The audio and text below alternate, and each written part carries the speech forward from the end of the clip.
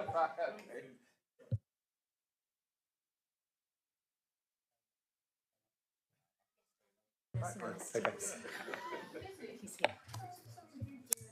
Hello, sorry, I'm just about to start the meeting, so. No. Okay. Welcome to the Overview and Scrutiny Committee of the 5th of December 2024. We are live webcasting today, so please can I remind members to use their microphones and remember to turn them off when not speaking. Now on to the agenda. Item number 1, apologies.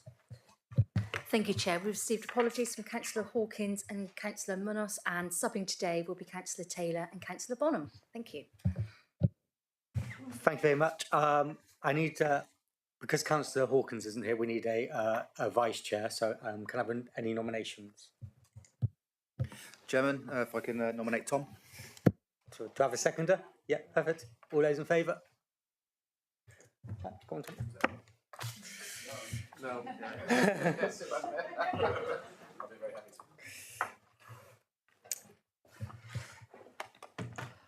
Item number 2, urgent business.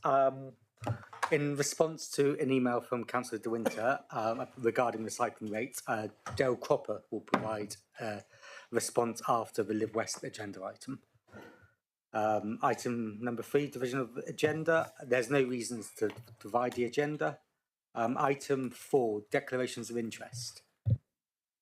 Does anybody have a declaration?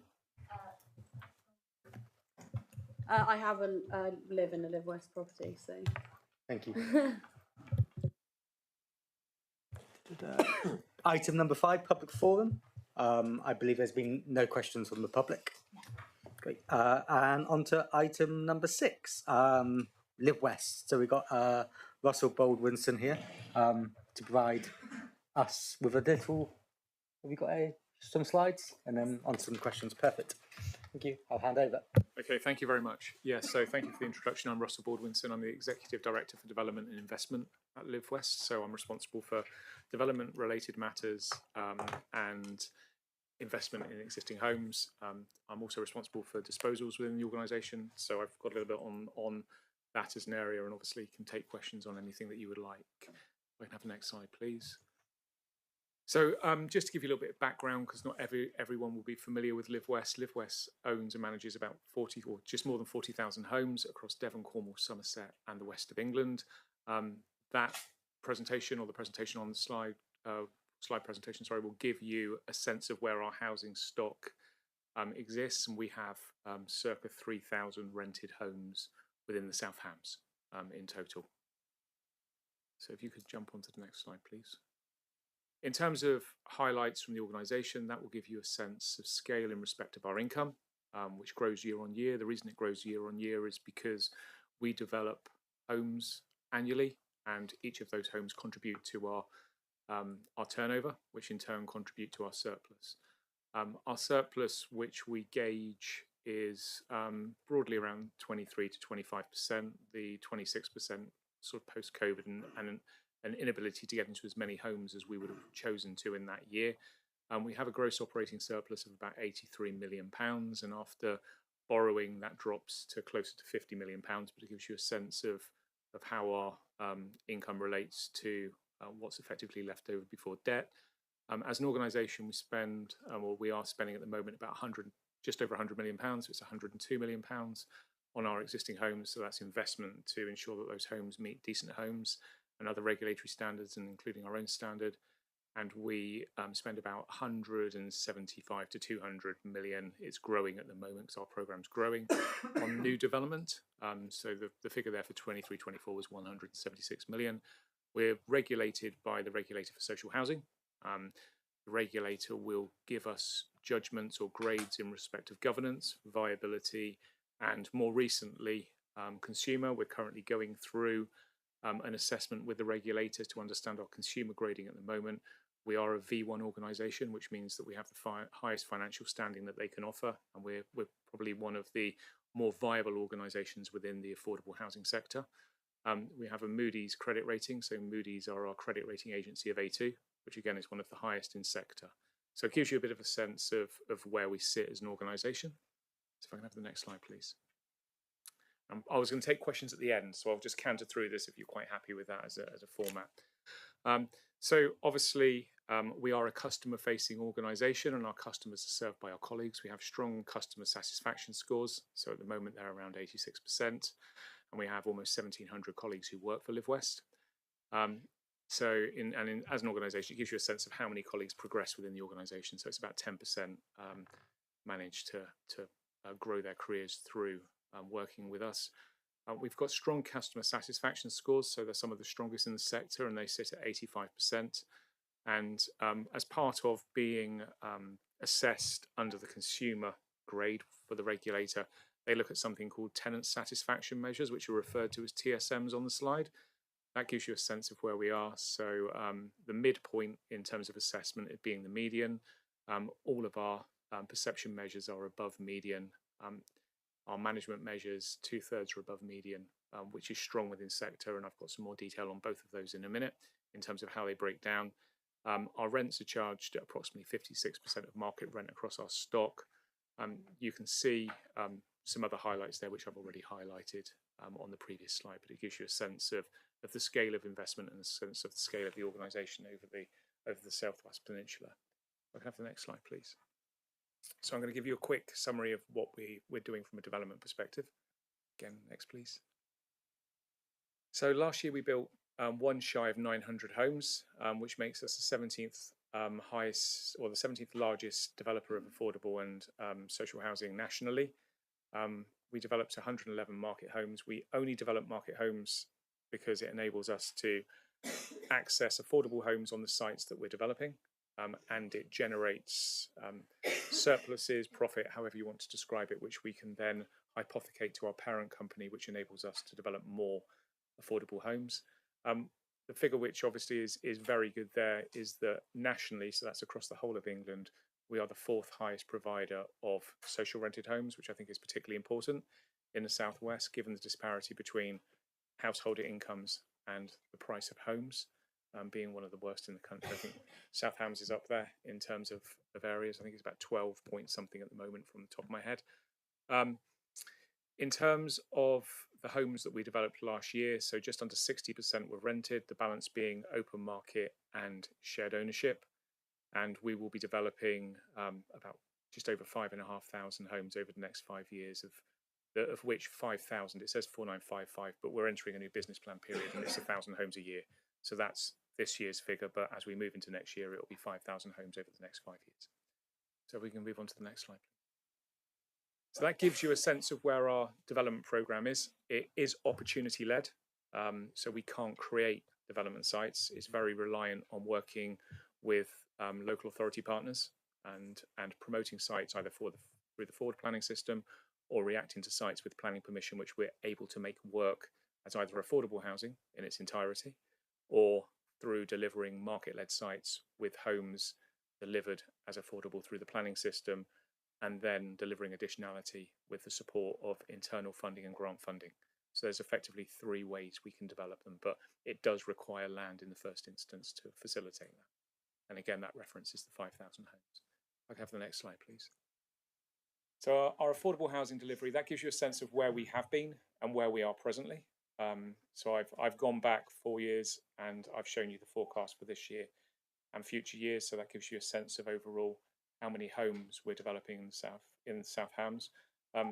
We operate across 20 local authority areas. I suppose the largest local authority area we operate in is Cornwall, previously being 5 local authority areas from memory. So in real terms, we're probably operating in 25 centres similar to your own. All with different requirements, all with different needs, all with different challenges, but all requiring the delivery of new affordable housing. So we can go on to the next slide, please. So disposals, if I jump forward on this one, this gives you a sense of how many homes we've sold year on year. So that shows you what we have sold 2021, because we work on fiscal financial years, through to the current year. So we're forecasting 6 homes to be sold this year. And in forecasting 6 homes, it won't be more than 6. It'll either be 6 or fewer, because they're homes which are either sold or progressing to be sold. no further homes will be designated for a sale in this current year. We don't designate a specific number of homes for each local authority. What generally happens is, as we review our housing stock, we look at homes which, I suppose the way we describe it would be homes which are reaching the end of their life as an affordable home, or homes which are no longer appropriate to be utilised as an affordable home. And I think probably the best way of describing that is no home is a home into perpetuity. Every property in this country will at some point reach the end of its life as a home.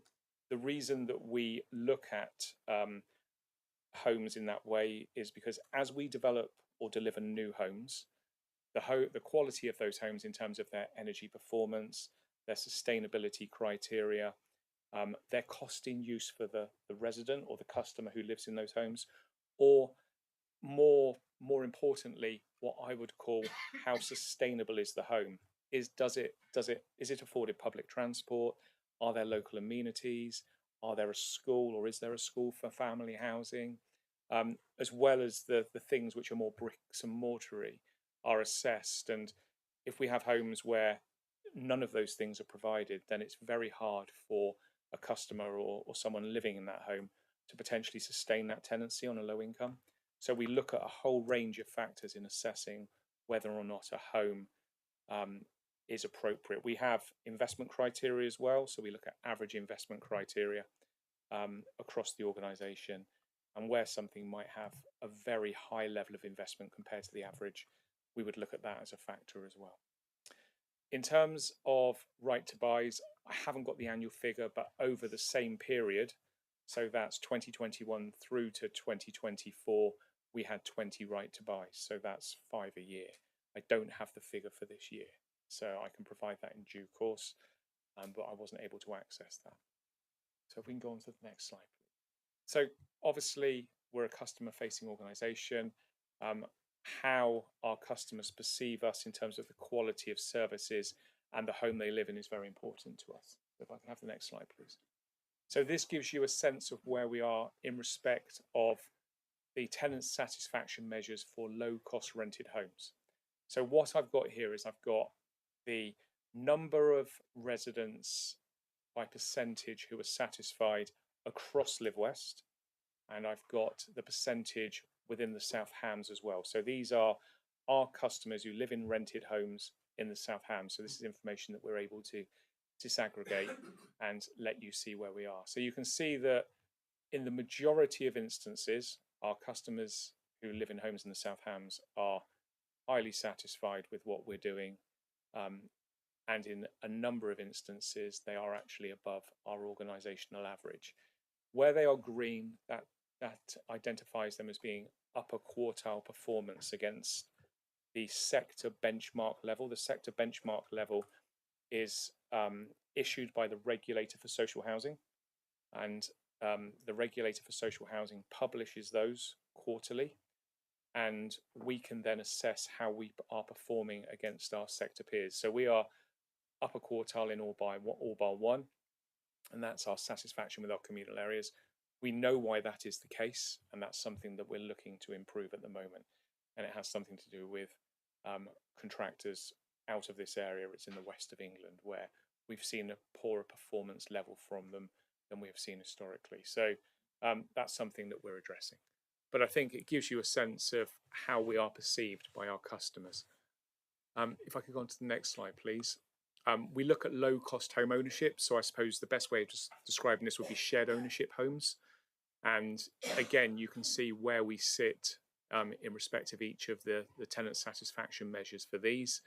And you can see again that communal areas is an area we need to improve. Complaints handling as well, that is a sector-wide challenge. And obviously there's a perception with our shared ownership customers that their home could be safer, which is interesting considering our rented customers believe that their home is safe. So there's some things that we're looking at, and we will seek to obviously improve the outcome for our residents in respect of each of these key areas. And then if I could go on to the final slide, please. So here you can see in respect of all of the compliance areas, we're at 100% bar fire assessments, which are at 99.91 as at a point in time. And that is basically due to no access in one particular block. And that's something that we'll have addressed before the end of our financial year. We do see higher levels of stage 1 complaints than the, well, we're at a median level in respect of that. And obviously we want to improve that because our ambition is to be upper quartile in all areas. So we're very much focused on our complaints process at the moment. Our complaints process is and it was one of the questions which I was asked, but effectively it's a HOS, so the Housing Ombudsman Service review our complaints process. Our complaints process is a compliant process, so that's been supported by the HOS. We have a 2-stage process, stage 1 being an initial complaint, stage 2 if you're unhappy with the outcome of the initial complaint. So you can see how we're performing in respect of those areas. And the point around decent homes there, that's 3 homes which we report differently from most associations. So we look at where we have inspected or surveyed a home. Are we able to put it into a programme of works in that month?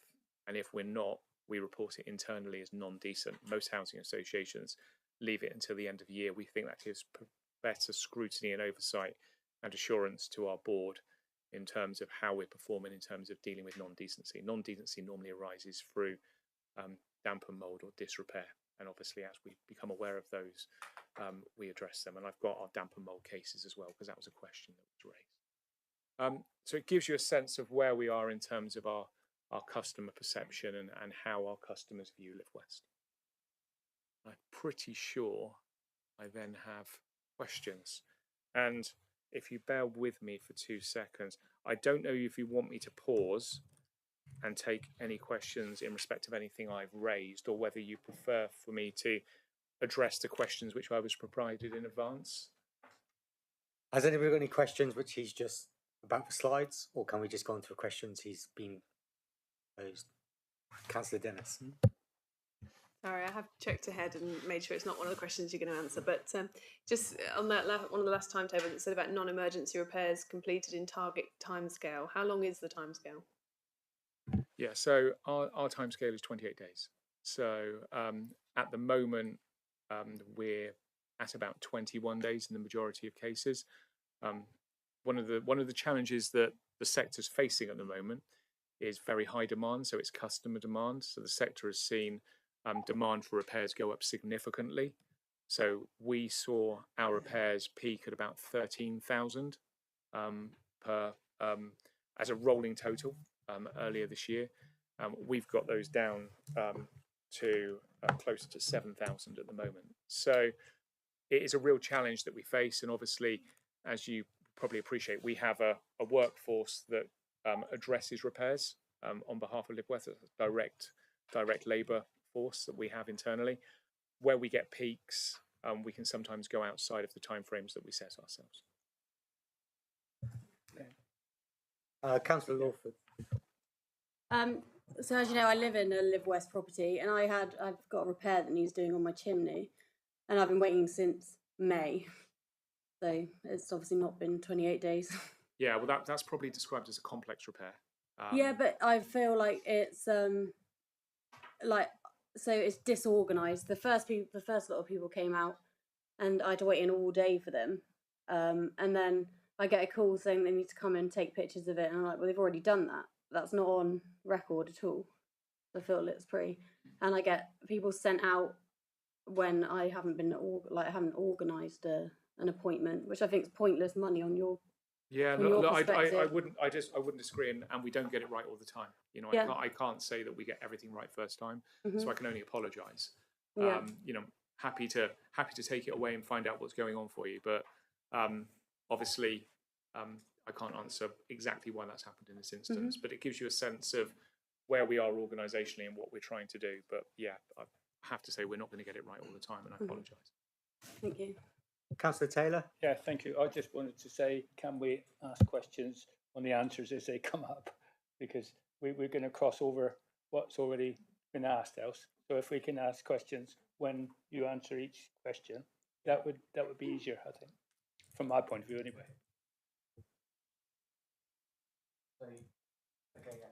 That's fine. Shall we go on to the questions we asked you previously, or have you looked through the questions? Is yours separate to what we? I have, but it's just on the slides. Okay, yeah, perfect. Yeah, Councillor, first one.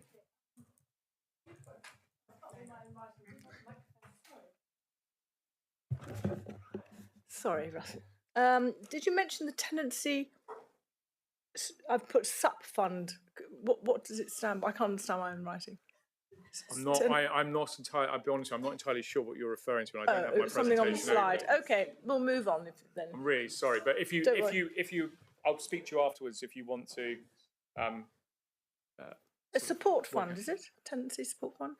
Yeah, we do have a tenancy support. Could you fund. tell me a bit about that? So effectively, what we have done is we've set up a fund for any residents, rather than take a holistic approach to all residents. Where we've got residents who are struggling in terms of sustaining their tenancy, we'll intervene. So we put a sum of money aside. I think, and please don't quote me, I think it was £600,000, and we have, in producing our latest business plan budget for next year, it will be £600,000 again. So it's effectively a fund to enable customers to sustain their tenancies where they're otherwise struggling. Great, thank you. And secondly, you said you worked with a parent company. I wonder what company that was. Well, Live West is our parent. Live West is the parent company. So I'm not sure what I was referring to. So you're from Live West, aren't you? I'm Live West, yeah. Okay. So I'm I one heard of the parent company. It sounded like there was another. No, company. no. There's so the way Live West works is Live West. I know what you're referring to now. So Live West effectively is the stock owning body and housing association. We have a subsidiary called Westco, where we undertake our open market activity. The subsidiary Westco gift aid any profits that they make into the parent that is Live West. So effectively, if we make £1 million, 2 million, 5 million from selling open market homes, which are within that subsidiary, we can gift aid any profit from the subsidiary to the parent, which means that we borrow less money and we can develop more affordable homes. Okay. Councillor Eadie, then Councillor Jackson, I believe that's a question. Yeah, I was a question about your operating surplus. You said is 50 million. Is that right? What's the operating surplus for? Yeah, so we have a gross operating surplus, which effectively is the gross sum of money which is left after we've invested in homes, services, development, and the net surplus is the surplus that we generate after paying our interest charges. So obviously we leverage our balance sheet, which creates debt. We have to fund the debt. The debt is used for new development. We can't fund development with the residual monies or the surpluses that we make from rented homes. We would make £80 million and we're spending 170 to 200 million pounds on developing homes. So we have to leverage our balance sheet to facilitate development. Rather than using the assets as collateral in order to be able to... Well, that's what we're doing. We're charging assets and borrowing against the assets. Okay. That's all housing associations who develop operate the same model. The last thing was the satisfaction surveys that were up there. There were kind of measures that were in green, but like 35% and so forth, quite low. Why is that seen as being acceptable when it's labelled green? Such a low I didn't say acceptable. I said it was upper quartile performance. So in terms of, I think you're probably referring to satisfaction with shared ownership, because I know that satisfaction with shared ownership is landlords' approach to complaints. It was the. All right. Okay. Well, I think generally speaking, complaints does by its nature have quite a low satisfaction level. So we try to get complaint responses in such a way that we're able to address customers' concerns, but not in all instances are we able to sort of meet their expectations. So generally speaking, we're finding that customer expectations, not in all instances, in some instances, won't be met, and then hence that's why we are upper quartile, but the sector by its nature has got a low bar to get to upper quartile. Okay, yeah, I follow. Councillor Jackson. Yeah, hi. Two questions. First of all, with the shared ownership, you said you've got low satisfaction, and my understanding of it is that people are kind of feel a bit trapped in shared ownership properties, and I don't know what your opinion is on that, and that they can not always understand the financial commitment they've got towards paying the rent and that people seem to be getting into trouble with it. Is that something that you... So shared ownership is quite a simplistic model, but it sort of has knock-on impacts, for want of a better term. So there's been quite a lot of research around shared ownership, and generally speaking, satisfaction with shared ownership as a product is quite low. Our satisfaction is particularly high compared to the sector average, but it's still not at the same level that we have for our rented homes. There will definitely be instances where someone is committed to a shared ownership home, and at a point in time, the affordability of that home wouldn't necessarily be what they would have expected. It's not designed necessarily for everyone as a long-term home where you're paying a rent, because the way that shared ownership works is you buy a first tranche sale, which is a percentage of the value of the home. So we have, as an average, have about a 40% sale level at that first tranche across all of the homes that we sell. That means that the 60% you pay rent on, and rent is effectively the cost that's paid by the resident to ourselves for us retaining that equity. It isn't, you don't get services for that rent. Effectively, it is a rent which enables us to fund debt. So if mortgage interest rates and the rent on the retained equity, which is generally on our homes around 2.5%, it can be lower. And on some new model leases, it's 2.75%, and the sector average is 2.75%. So we've tried to set it slightly lower in the main. If the combination of those two becomes unaffordable, then obviously that can affect customers who've committed to an affordable home. When we sell them the home, and I appreciate that some people might have been in the home a very long time, we model some increases. So we do some stress testing, and we use external organisations to do that, because we're not financial advisors. And then the customer or the purchaser can make an informed view and proceed or not proceed as they choose. But obviously what we want them to do is make sure that they're buying a first tranche which they can afford to purchase. So that's effectively obtaining a mortgage on that first tranche, and then being able to pay the rent, which is obviously a charge against the debt that we've retained. So I'm not saying it's perfect. I think that it works very well for houses in an area where property values are high and incomes are generally low. It doesn't work so well for apartments, and there's been a lot of negative press around shared ownership in apartments, and certainly, and that's been evidenced in London, where there have been fire safety issues, which I think are probably best described as defects in the buildings, and they've then been leveraged through service charging to residents, which clearly is something which is not good practice. But it does generally work well in our geography, where there are no other tools for accessing a market home. Help to Buy has been removed, and property prices are high, values are very high in certain locations, and it gives customers, residents, individuals who want to access a market housing product who wouldn't qualify for a rented home, the ability to get a deposit on, say, the 40% at 10%, which is a lot lower than a deposit at, say, 10 or 5% on 100%. Thanks. It is complicated. I'm quite happy to pick it up offline with you. No, it's really complicated, but I think people don't always understand, and also I think people find it difficult to move on from them. Yeah, people get stuck in them. I don't want to have a big conversation on shared ownership, because I appreciate there might be other questions, but I have got another question. Yeah, we're an early adopter of the Shared Ownership Council, which is a new best practice in respect of selling shared ownership homes and managing shared ownership homes, and we're piloting that as one of a limited number of organisations nationally, because we do realise that there are some challenges around. And then my second question was about maintenance and responsiveness, and you've got 3,000 homes in the South Hams, and what percentage of the work is done by your contractors, and how much do you subcontract? A very high percentage. So it depends on the complexity of the repair.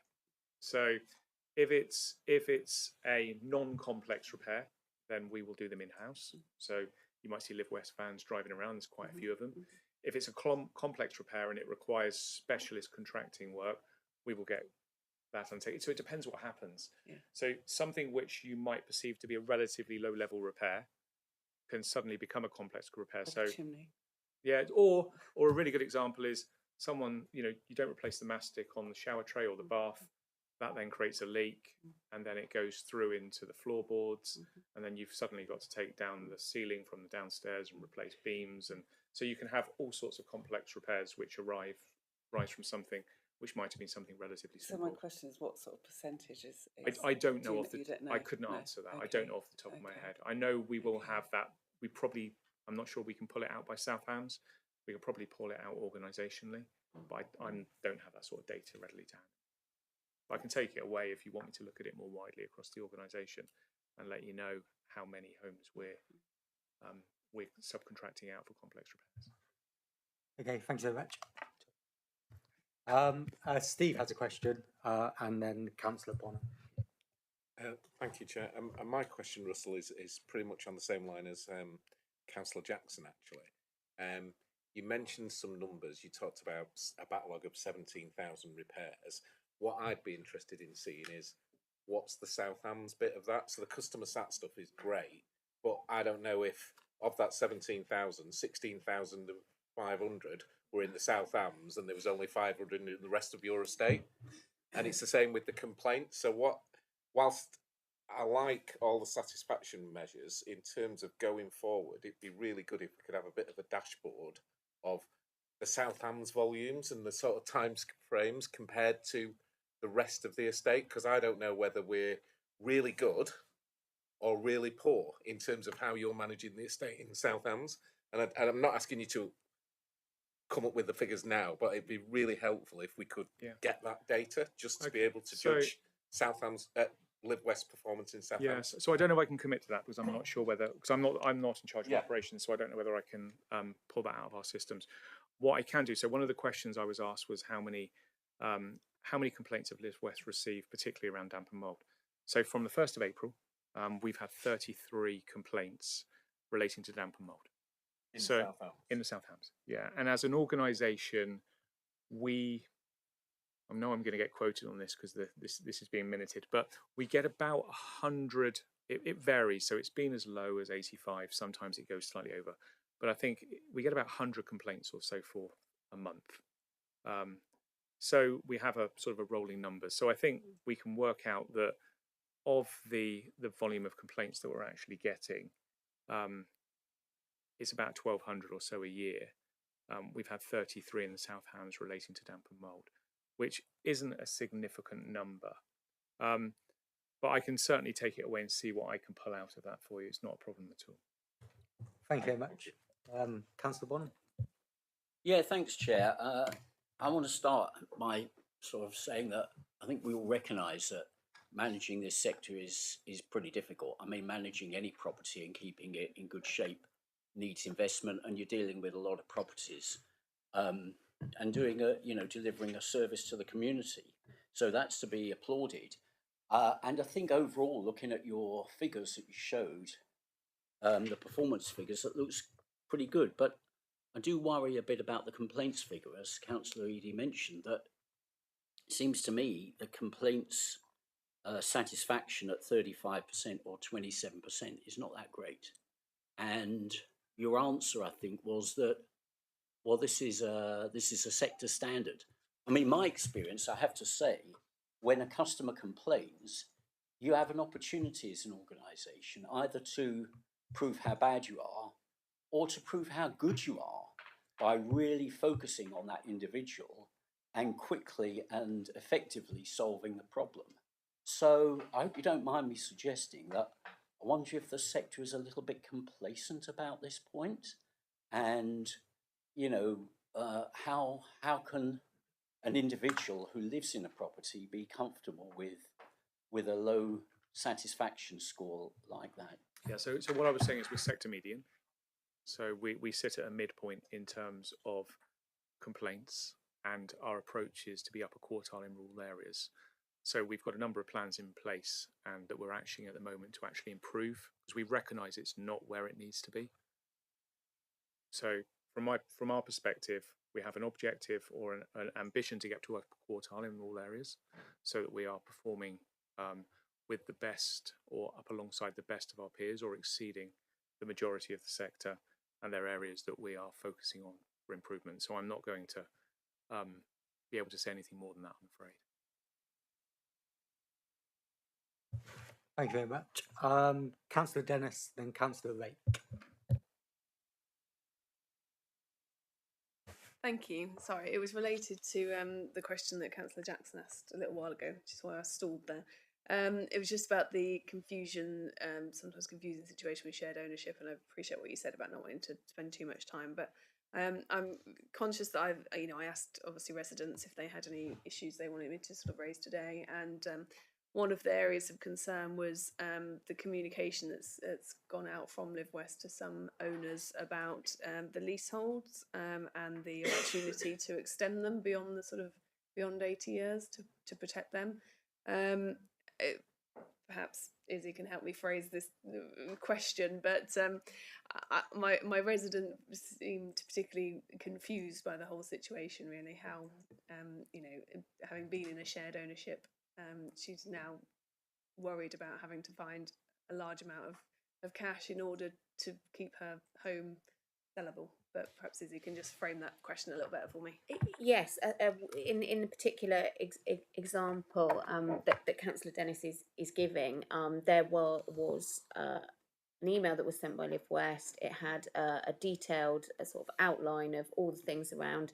Actually, there's only 80 years left to run on the lease, about how difficult that might be for that person to remortgage the property on that shorter period of time, and then some of the kind of payment schedule of things that might be expected to be found by this individual to extend their lease, and it was significant sums of money, which actually has then worried this person about how they're going to find that amount of money to be able to access a mortgage. Yeah, I'd have to be honest with you. I have to take it away. I'm more than happy to pick that one up off the line and look into it for you. I think what it's, I know what it's saying. It's about marriage value and the life of the lease, and so in respect of all new leases, so we now grant 999-year leases to completely avoid that, because we recognise it's a problem. There are homes which are older tenancies which would have been granted on a 125-year lease, and that's something that we are looking at whether or not we can address that to overcome such instances. But I'll if you're okay, I'll take it offline with you, because I can't answer it in that particular instance, because it's not within my sort of remit, in my sphere of knowledge, I'm afraid. That's really helpful. Thank you. Councillor Rake, then we've got a question from Councillor Steele, and I'll be quite keen for us to go through the list of questions we sent you. Thank you, Chair. We'll have questions later on decarbonisation, but this one, so sort of in two parts. Thank you for what you've told us so far. The first one is, obviously, it's helpful to get this insight into Live West itself, but it's also good to, would be useful, I think, to get from you a bit of an overview of the sector as a whole. One of the things that has been of interest and perhaps concern to me is the arrival in the affordable social housing market of companies whose background isn't as housing associations, charities, but is as financial institutions coming in. And I'm just wondering what your sort of lived experience and view of that shift. And I mean, anecdotally, some of them are now, having seen what the market's like, turning on their heels and fleeing. But just your views on that as the first part of my question. Yeah, of course. Yeah. So we're finding that they're generally described as for profits, aren't they? But we're finding that for profit social landlords are less active than they were. So generally speaking, the cost of borrowing is now making affordable housing management delivery unattractive to for-profit organisations, because they don't have charitable objectives. So generally speaking, if they can secure borrowing at 4 or 5%, they're very unlikely to get a 4 or 5% yield on their investment. So long-term money is significantly reducing for profits activity, and you'll have seen that with LNG and Sage and others more recently. They're not then. So there is a sector-wide issue at the moment around Section 106 take up from housing associations. So housing associations are not able to borrow money at the same rates that they have been for the last 17 years. So effectively, they're probably looking at borrowing costs of 2.5, in some instances 3 times what they would have been borrowing at in 2020, 2021. What that effectively means is that's reducing their balance sheet capacity. So we talked earlier, or I was asked a question earlier about our gross surplus and our net surplus being after debt. So you can see that we've got debt costs of in excess of £30 million. Obviously, a lot of that is historic money that we've borrowed at very preferential rates. So some of that is very low compared to what we would borrow at the moment. We're probably looking at 2.5 times multiplier at the moment on new debt compared to old debt. And therefore, if we were to transfer our old debt onto those rates, our surpluses would be reduced significantly. And that would mean that we'd have to borrow more money, and that would mean that we couldn't develop homes. And because for profits don't have sort of longevity of activity, they are looking at it in terms of their returns. They're looking at the returns they made on debt 3, 4, 5 years ago and debt that they would take out now, and that significantly reduces their appetite. And they're not interested in buying Section 106, whereas they've, to some degree, artificially inflated the price of Section 106 over the last 4 or 5 years because there's more competition. So if there's 20 organisations wanting to buy Section 106, they all bid against one another, which in some ways is very counterintuitive. So I think while debt remains where it is or remains unattractive compared to yields because they're a yield-based business, I think that their activity will reduce. And if you look at LNG and other organisations, they've effectively withdrawn from the marketplace. So I'm not sure what their role will be unless there's a significant change in the cost of debt. Is that helpful? Does that answer your question? That was very helpful, and I think it's welcome. And that was the second part of my question, is because obviously there is thank you for helping me out with terming them for profits, but I think it's entirely possible that you could have or theoretically possible you could have a for-profit company that nevertheless had a culture of and history in managing rented accommodation.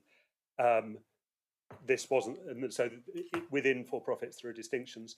I have heard cases of for-profits increasing social rents above the regulated level, but then discounting it back to the regulated level so that people pay the regulated increase, but their theoretical rent has gone up by more than that, and that is the calculation base for future years. Am I making sense so far? Yeah, I know what you're saying. Okay, is that so?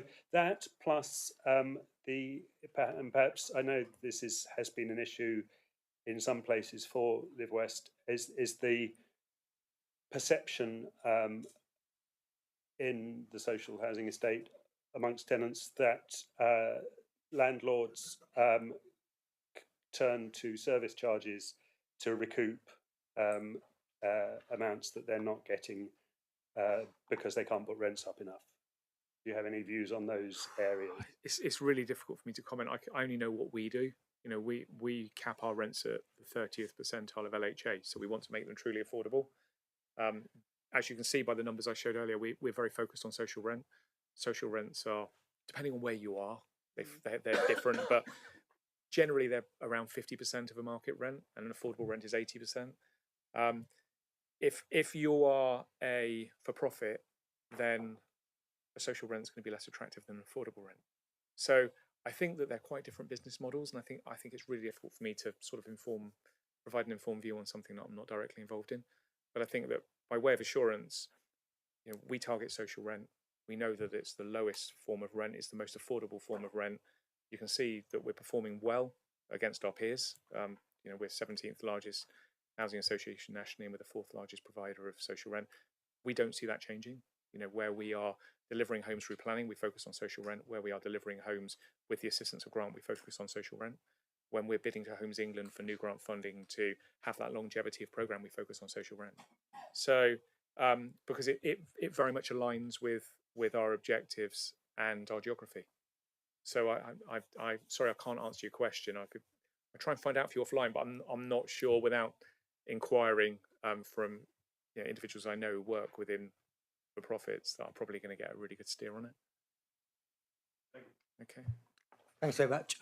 Councillor Steele, now I'm going to quickly allow Councillor Penfold to ask a question. No, you okay? Okay, Councillor Steele. Okay, thank you. Do you have a waiting list, or do you have a measure of how long it takes people to get into rented accommodation? Well, we don't operate a waiting list. So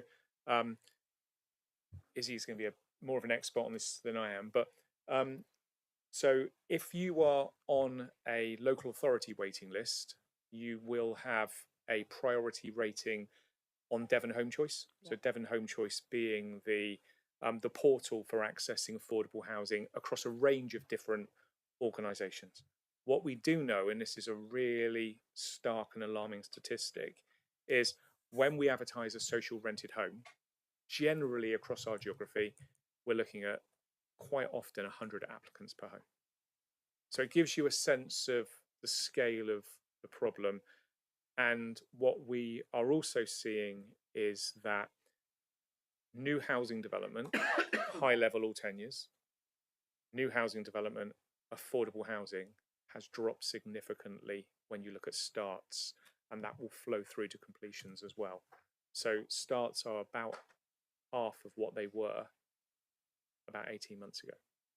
So how much stock would you say you needed to meet I genuinely don't. Well, there are statistics out there, aren't there? And I don't actually have them to hand. But the government's objective to deliver 1.5 million homes and the target of 135,000 social rented homes per year will take a number of years to address the issue.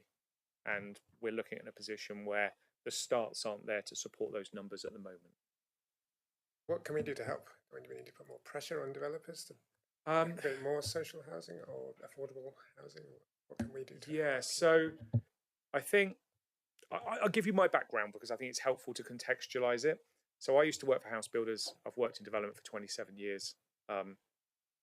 And I worked for house builders for 12, and before that I used to sell development land. So I've sold development land, bought development land for house builders, and now I run the affordable programme and the investment programme for a large housing association.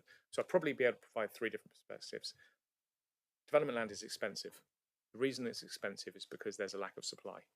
So the most important thing that can happen, and I appreciate that we have to work within the constraints that exist, is to try and increase supply to reduce price, because effectively the reason price is so high is because commercial organisations make strong returns, and that can afford a high land value, and then that's exacerbated because they compete against one another. So I think you've got something going on in another room at the moment, and that's about an organisation trying to get a site allocated for residential development to drive commercial returns. So the system isn't delivering enough land, but I appreciate that land is scarce by its nature, or where you'd want to see homes delivered means that land is scarce by its nature. And then you have a further problem, which is there isn't a supply chain to deliver it, but the whole thing needs to grow. So that there are a whole range of challenges, and I think that we've made representations against the draft NPPF, the National Planning Policy Framework, which government are consulting on at the moment. And I think the clear thing for me within that is it's a cracking document. I think it's a step change in terms of positivity, but it doesn't go far enough, in my view, in terms of saying what level of oversupply should be provided for within the system. Because I think that if you're delivering homes and you're delivering them consistently and you're delivering on your targets, then you can say, well, the system works. If you're not delivering them, then you clearly need to program more to get to the number that you're trying to deliver through the system. And I think that they often disaggregate between the volume of schemes which are allocated, which will deliver homes, and the number of homes that are actually delivered, because the two don't flow hand in hand with one another. You only get a percentage of the sites which are allocated. So you can have a 5-year housing land supply, but you still won't deliver a 5-year housing land supply because you don't get 100% of delivery. And then you've got external factors like the market as well, which, because open market homes are sold, you'll only ever get homes built to a market rate. So in a great market, if you're a commercial organisation, you chase revenue, you chase return, deliver shareholder value. In a really challenging market, you don't want your prices to drop. So you're obviously going to slow the sales rate down because you can sell less homes because you've got less customers. So it's a fascinating conundrum, but there isn't any one answer. But I do think that if you had more in the programme, for want of a better definition, I think that you would see more delivered. And if land prices were lower because there was more in the programme, or land value capture was achieved through the planning process, so that's delivering infrastructure, place, public realm, facilities, then land value would be lower as a consequence, and it would create better environments for people to live in. Okay, thank you very much. I think Councillor Percival has got a quick question, then we'll go on to the list. Appreciate that. Thank you, Chair. A very quick question. Do you ever refurbish houses? Because there's been a lot about ghost houses on news and programmes and. Yeah. So the figure that I showed you on the presentation quite early on, which was 102 million, is investment in existing homes. So that could be anything from a repair, complex repair, a major repair. It could be a void where we need to go in and completely effectively reconstruct the inside of the home. So it could be a new kitchen, new bathroom, all walls replastered. It could be as simple as someone was only in there for 3 years and it's an absolutely exemplary home and it needs just painting. So it varies by property, but yeah, we do have homes which we undertake significant works on, and then I know I'm going to get asked. Sorry, no, we don't purchase homes to refurb. No, that's not something we do, but we will invest heavily in our existing homes. Thanks very much. Do you want to go through the list of questions we sent? And yeah, you can kind of. I think you've answered some of them already in your. But... Yeah, so let me just open my. Thanks. So I've written them down because there were a couple. So the first one was around disposals, and it related to the council wanting to be advised of any disposals, and that had not happened on all occasions, and there have been significant delays from Live West Board agreeing to disposals that the council being informed. Hold my hands up. I'm responsible for disposals. What I'd said to my team, and they have been notifying you of disposals, is to notify officers when there's a disposal. They were notifying you when there was a disposal, as opposed to when we've decided there's going to be a disposal. So we've changed that approach. So you will now, or you are being notified well in advance of a disposal being or occurring. So that's recognised as an area for improvement and something that we're addressing. And I'm sorry. The next question related to timescales for the council in terms of purchasing, if that was an option that you wanted to explore. I'd probably turn it on its head. Now we're letting you know earlier. I think that we can afford you. Do you want to go back to the previous question? Do you? Sorry. Yes, sorry. Disposal. I'm rather concerned about this because I was slightly involved in a disposal that you did in my parish a few years back when it was an online auction meant to be on a Saturday evening or something like that, I think. And it was guided at 180, and there was an offer in for 190. It was sold then before the auction for 175. I was pretty concerned about this one, and the people that actually got it were nice family, which is great, young family, but they spent 20 grand on it and made a real good job. So wouldn't it have been better if you'd spent that 20,000 on upgrading that house to be able to let it? Yeah, possibly. Look, it's difficult to look back. I wasn't responsible for disposals 2 years ago, so I can't give you a direct question other than what you're saying sounds very plausible, and I wouldn't disagree with what you're saying. So what we look at now is, obviously I explained why we would dispose of a home, and it's for a range of different reasons. But what we've agreed with Izzy, Alex, and the team is, and we agreed this with Julian as well, or Julian Brazil, when we met a few months ago now, was that when there was a disposal, we would notify your officers, and then you could understand and talk through the rationale for disposal.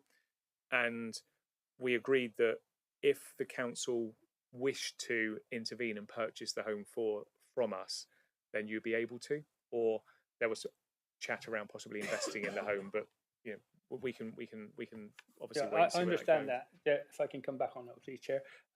But I still can't understand why it was sold before the online auction, and the agent sold it for less money that was offered by about 15 grand, and that just didn't make sense to me, and it looked a bit fishy, to be honest. I mean, yeah, well, I think, I'm not blaming you, but at the end of the day, you know, it's the way you dispose of them is a problem. I mean, because you know, if it was sold for 175, which is 5 grand below the guide price, then you were offered 195, which just don't make sense. Yeah, it doesn't, and I can't answer it. If it had been offered to Southampton, I'm sure that we could have spent 10,000-20,000 on it, made a damn good home.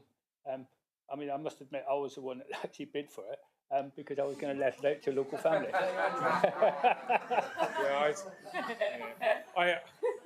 I can't. I'm not ducking the question. I try.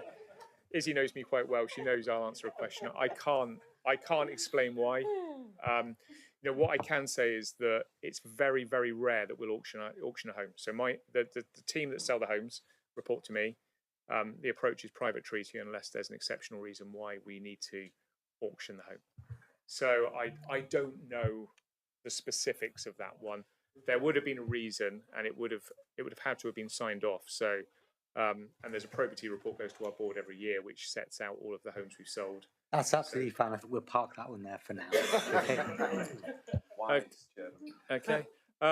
Obviously, the point around if you wanted to buy the homes, I think by giving you enough notice, I think the onus is on South Hams to come. You're talking about South Hams, aren't you? Not us as individual councillors, just to confirm. Absolutely, yeah. Just to clarify that. Yeah. So I think from that perspective, it's probably around understanding whether or not it's something that you would like to do on individual properties, and if we're notifying you in advance, I think it's probably more a case of how many weeks would you want before you would want to make a decision, rather than us actually putting a process in place which is specific to yourselves. We had a similar conversation with West Devon as well. So we're quite happy for you to purchase homes. We have to have a valuation done on them, and you have to buy them at market value. But we're quite happy for that to happen. You want to know the criteria for disposals. I tried to articulate those during the presentation, so hopefully they're understood. You talked about ring fencing money. Councillor Dennis just wants to put in a question. Sorry, if I can come in on that one. What I don't understand is, so when you've decided that you're disposing of a home, is there a replacement in that village, in that community, available? Are you disposing of a home that has someone in it, or no? So we never sell tenanted homes unless we sell them to another housing association. And that would probably be a larger disposal because it was out of geography or it didn't align with our strategic direction. All of the homes that we sell are vacant. So if we're selling an individual one-off property, it's because it's vacant. In answering your question, I'll answer it directly. We can't always re-provide in the same location because it's not within our gift, because we're not the planning authority. We're not granting consents for homes. And it is a consideration. So you would have seen on the slide that we had more disposals last year than the current year. That's because we listened and we recognised that in rural locations, we can't re-provide, and it's then a balance against can the home get to carbon net zero, and can we re-provide it? Because if you can't get a home to carbon net zero, as a sector, we have a legal obligation to take all of our homes to carbon net zero by 2050. Obviously, the first part of that journey is to take homes to C, SAP level C, and we have an obligation, or we have a sector requirement to achieve that by the end of March 2030. As an organisation, we're targeting the 31st of December 2028. So we're looking to beat that, and then we can move on to carbon net zero. But that's the challenge that we're grappling with is if we can't get a home to carbon net zero and we can't re-provide it, we're in difficult decision territory. But at the moment, there's sufficient time between now and 2050 to defer that decision and re-let the home. Okay. You asked about whether the money's ring-fenced. Yes, it is. We're developing more homes, so we're spending more money on development in the South Hams than we're generating through income from disposing of homes. So yes, we do monitor how much we're generating from disposals and how much we're spending in a particular area. So yes, is the answer to that one. You asked about, are we buying additional properties from new developers or developments over and above the Section 106 requirements? Well, we are. So if there is an opportunity, and we can't lead these discussions, it's down to developers, that they would sell their homes for them to be delivered as affordable housing, then yes, we will have conversations with them, and we are buying homes on that basis. I think, being realistic, that's unlikely to happen away from Sherford, because the South Hams is a very attractive place to live. House prices are high, and developers who are developing in the South Hams can continue to sell homes in the South Hams. Probably one of the reasons why you're having the conversation in another room just over the corridor. So I think the option or the opportunity to do that is not within our gift, and we do have ongoing dialogue with developers all the time where they can't sell homes, but generally speaking, it's where they have large schemes where they're developing homes at volume that they're going to be more interested. And most of the South Hams, bar a few settlements, doesn't deliver really significant schemes where they're, for want of a better term, chasing volume, if that makes sense. So if I pause there, that was the questions on disposals. I don't know if anyone's got anything they would like to ask before I move on to decarb. I would just say thanks for listening to us, Russell, and obviously that is reflected in the reduction in numbers, and it's great because it was a huge impact to South Hams, losing these very rural properties. So thank you for listening to our concerns over the last few years. Okay, well, thank you. I think it's a two-way thing, isn't it? We're here to listen, and if we can act, we definitely will. So, Councillor Dennis has another question. It's actually a question for Izzy, who we believe today. You made the point that you wanted to flip that question about the timescale round, and you said that really that's for the council to decide how long we would need to be able to actually make an offer on a house. What's the actions for the council following that, Izzy? I think that there probably needs to be a process developed other than the kind of quite informal one that there is at the moment. To be realistic, it's not going to be within our gift to buy every very rural property that Live West dispose of, because from both the management perspective and the fact that outside of St Anne's we aren't a stockholder other than our temporary accommodation, that's a whole different business model for us, and all of that will need consideration. So I think that it's about getting a different process, and I think that's probably the next step. And again, any kind of expenditure like that would have to be a council decision. Yeah. Okay, so there was a specific question around decarbonisation. Sorry. So it was understood that Live West has received grant funding from the Decarbonisation Fund. Please could you advise the council of the details of this fund and how much was received? Can you further advise where this has been spent? So in true style, I'm not answering that question. I'll answer a slightly different question, mainly because I couldn't get the information to hand. But obviously, the the real focus, or the really large volume now, is the Warm Homes Fund, which effectively is the Social Housing Decarbonisation Fund 3, which the government announced. Bids were made in November, so we made a bid into that fund for 1,520 homes, and that's a £30 million plus programme, using very broad figures. It's a match funding arrangement. It's not exactly 50-50 because some elements you get more grant for and some elements you get less, but in crude terms, it's not far off 50-50. In terms of the number of homes which are identified to benefit from that fund within the South Hams, it's 370. So it's quite a big number of the overall figure. Bear in mind that Live West has 33,000 rented homes in 20 local authority areas. So hopefully that gives you a sense of what we're doing going forward. The majority of the previous, and this is why I didn't have the data, the majority of the previous fund was delivered in Plymouth. So the real focus of that fund was on delivering decarbonisation works to homes in Plymouth. So I think that a very negligible amount from previous funds has gone into the South Hams. And that is a 3-year programme, just to contextualise it for you. So there'll be 370 homes in the South Hams in the next 3 years, which will benefit from our funding and the government funding through the Warm Homes Fund. Okay, Councillor Jackson. Yeah, are you still fitting gas boilers? Have you stopped doing that now? So we will put replacement boilers in homes where there is no alternative. Our approach to new development is that we target carbon net zero ready homes where we're developing them ourselves, and enhance SAP levels on new homes. And where we can, we will, as part of the specification, require air source heat pumps into new homes. But there will be instances where a boiler will go into a home because the current boiler is a gas boiler, and the infrastructure within the home would only permit a gas boiler. And are you retrofitting the homes as well?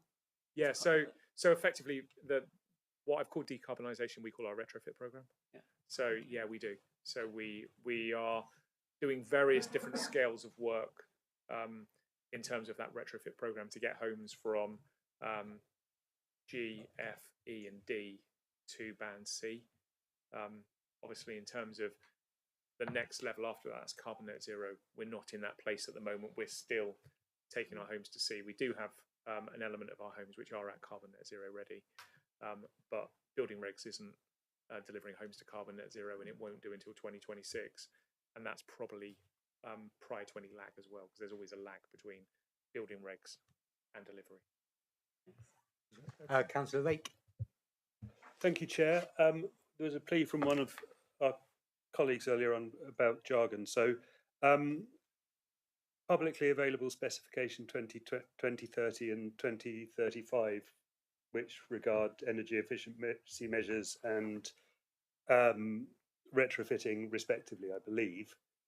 Do feel free to interrupt me when I'm wrong. Am I right in thinking that where you use monies from central government, you're required to use these because they're considered the sort of gold standard of specifications? So yeah, I'm probably not best placed to answer your question specifically because I'm not an expert on it. But obviously, when we deliver homes under a government funded programme, we have to deliver them to their specification. One of the challenges around a government programme is that contractors generally understand what the programme is giving you in terms of cash, and they generally adjust their rates because everyone's doing the same thing. So the commercial sector adapts.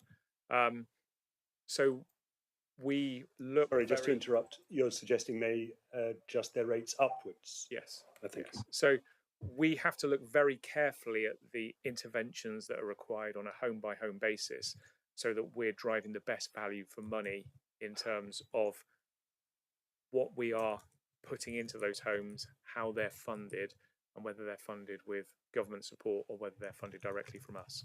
So in some instances, we will have chosen not to put homes within the warm homes program because we feel that we can deliver better value for money delivering them outside of the program, because the program does have specific requirements and sign-offs and different measures that you have to achieve. So you've sort of partly preempted what was going to be the second part of a three-part question, which is where, so if we're calling them, I don't know if you prefer PAS or PAS 2030 and 2035. So just to be clear, you're saying that where you have to use that, you do.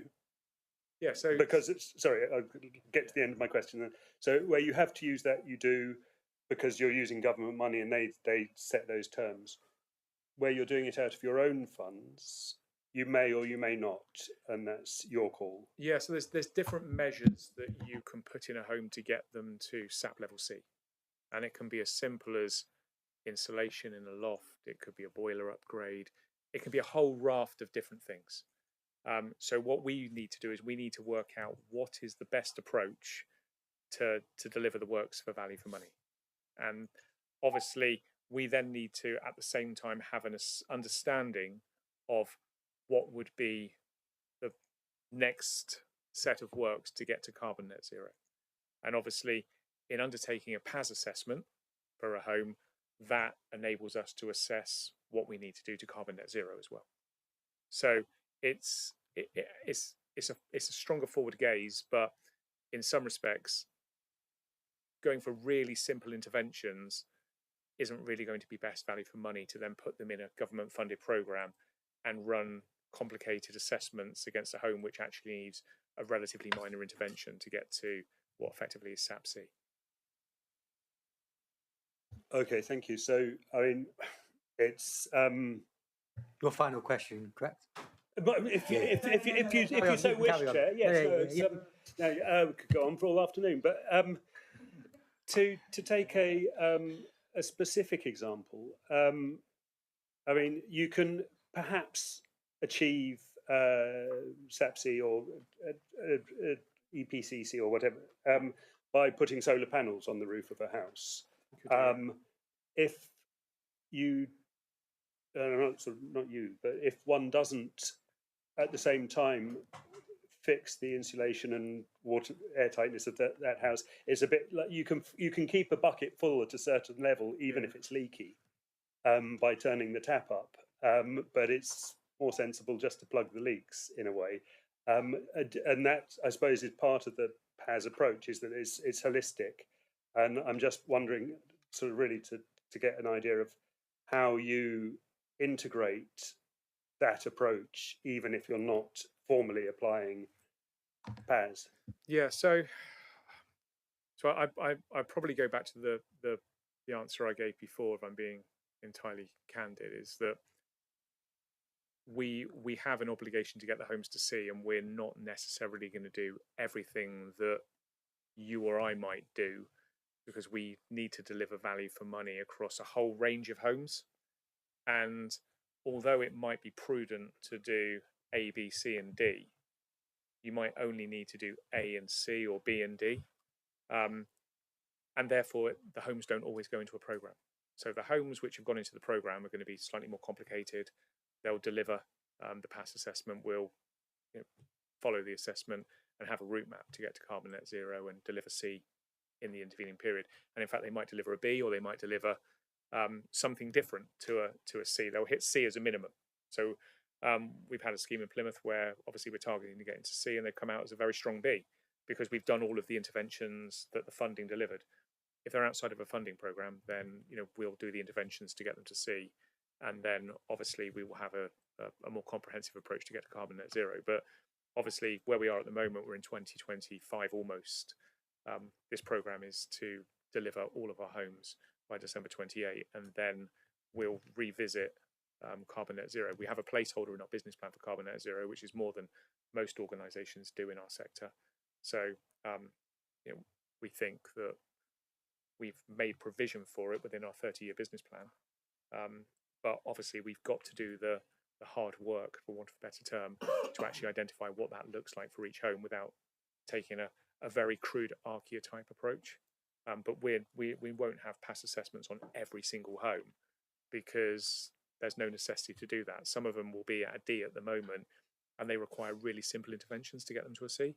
So you obviously deliver the simple intervention because you know that that's going to deliver a C, and because it's a better way of progressing it in terms of you're not going to be able to run a full pass assessment on every single property that you've got in your business and then deliver all of those works within the timeframes that the sector's expected to deliver them within. I'm just puzzled how you can know something doesn't need an assessment without assessing it. Because you don't have to do a full pass assessment. You can do an EPC assessment on it to see what you need to do to deliver the work. Sorry, I should have made that clearer. Thank you. Yeah, you can carry on with the next question if you like. Okay, so the next one was around right to buy, and it was how many right to buys and acquires have you had in the last 5 years? I think I showed that in the presentation, which was 20. And you wanted to know what our position was where we had a section 157, which is a local connection rule. So when we sell a property, our solicitors carry out a check on the title to establish the 157 should be in place. And obviously, if it's not, we put it in place and then we sell the property with the restriction. And we've been discussing this with Alex and looking at a simple process of approving the connection and making it simpler, and have agreed that purchaser solicitors can complete a statutory declaration to confirm that they've seen evidence of the connection when we are selling homes which are subject to a local connection. Thank you. Any questions on that? Oh, next. Maintenance, this was around damp and mould, and wanted to know how many cases we'd had. So that was 33 since the 1st of April. And that related to damp, mould, leaks, water penetration across all tenures, rented and shared ownership homes, because obviously we take complaints from both tenures. In terms of our complaints, we have a stage 1 process and a stage 2 process. And we've got a turnaround in respect of those, which is a week and 2 weeks respectively. That code has been provided to the Housing Ombudsman Service and has been confirmed as being a compliant code. So effectively, it's endorsed by the Housing Ombudsman Service. There was a question around the pilot that we undertook in Cornwall around carpets being left in properties when they're vacated. So that pilot's finished now, but we've extended it across every part of our geography. So we no longer automatically remove carpets from homes unless they are in exceptionally poor condition. So that means they're dangerous, they are, for want of a better term, flea-ridden, or other pests or threadbare. So effectively they're a hazard, and we clean and we leave as long as they are in a reasonable state. So we take a view that if they'll tide someone over for even 3 or 4 months, that's better than having no carpets at all. So that's something that we now do as an organisation. And the other question sorry, Councillor Penfold, sorry. Question. I want to go back to the complaints process. It looks really great up on the screen, and but I would really like to understand the actual process, not in lingo, the actual process of what an individual person has to do to get listened to for a complaint, please. So if someone rings us up, emails us, writes to us, and they air a concern, then we will ask them if they would like it registered as a complaint. And in doing that, it immediately then drops into the process. If someone contacts us and they don't want it... process. Well, the process is that it then becomes a stage 1 complaint. So it gets allocated to a member of the organisation. So it's normally a manager, and the manager will look into the complaint. Right. So they will then take that away and they'll undertake an investigation, and then they will provide a written response to the customer which sets out each of their concerns. So they will written, like a post or email, or it's normally done as a letter, but sent as an email, a PDF, effectively. So and if a customer doesn't have an email address, then we'll send them a hard copy, because not all customers operate digitally. So the key thing is to establish what the customer's complaint is. So clearly, read back to them what the complaint is at the point of the complaint. If it's in an email or if it's in a written form, it's far simpler than if someone rings up, and then it's subject to an investigation. If they do not like the outcome of that complaint, then they can escalate the complaint to a stage 2. I don't know the timeframes for escalation, so you have to excuse me off the top of my head. That will then go to a more senior member of staff. So what, they ring up or email again? They can contact and say, I'm not happy with the outcome. Can you please escalate that to a stage 2? Okay. So the stage 1 could be, talking in outcomes, the stage 1 could result in 2 or 3 points. It could be upheld. So that particular complaint around a point, it could be partially upheld or it could be not upheld. And that will prompt an action. So the action could be works, it could be an apology, because it could be simply that they're asking for an apology, it could be compensation. And we have a compensation code which we work to, so there's consistency across all the complaints.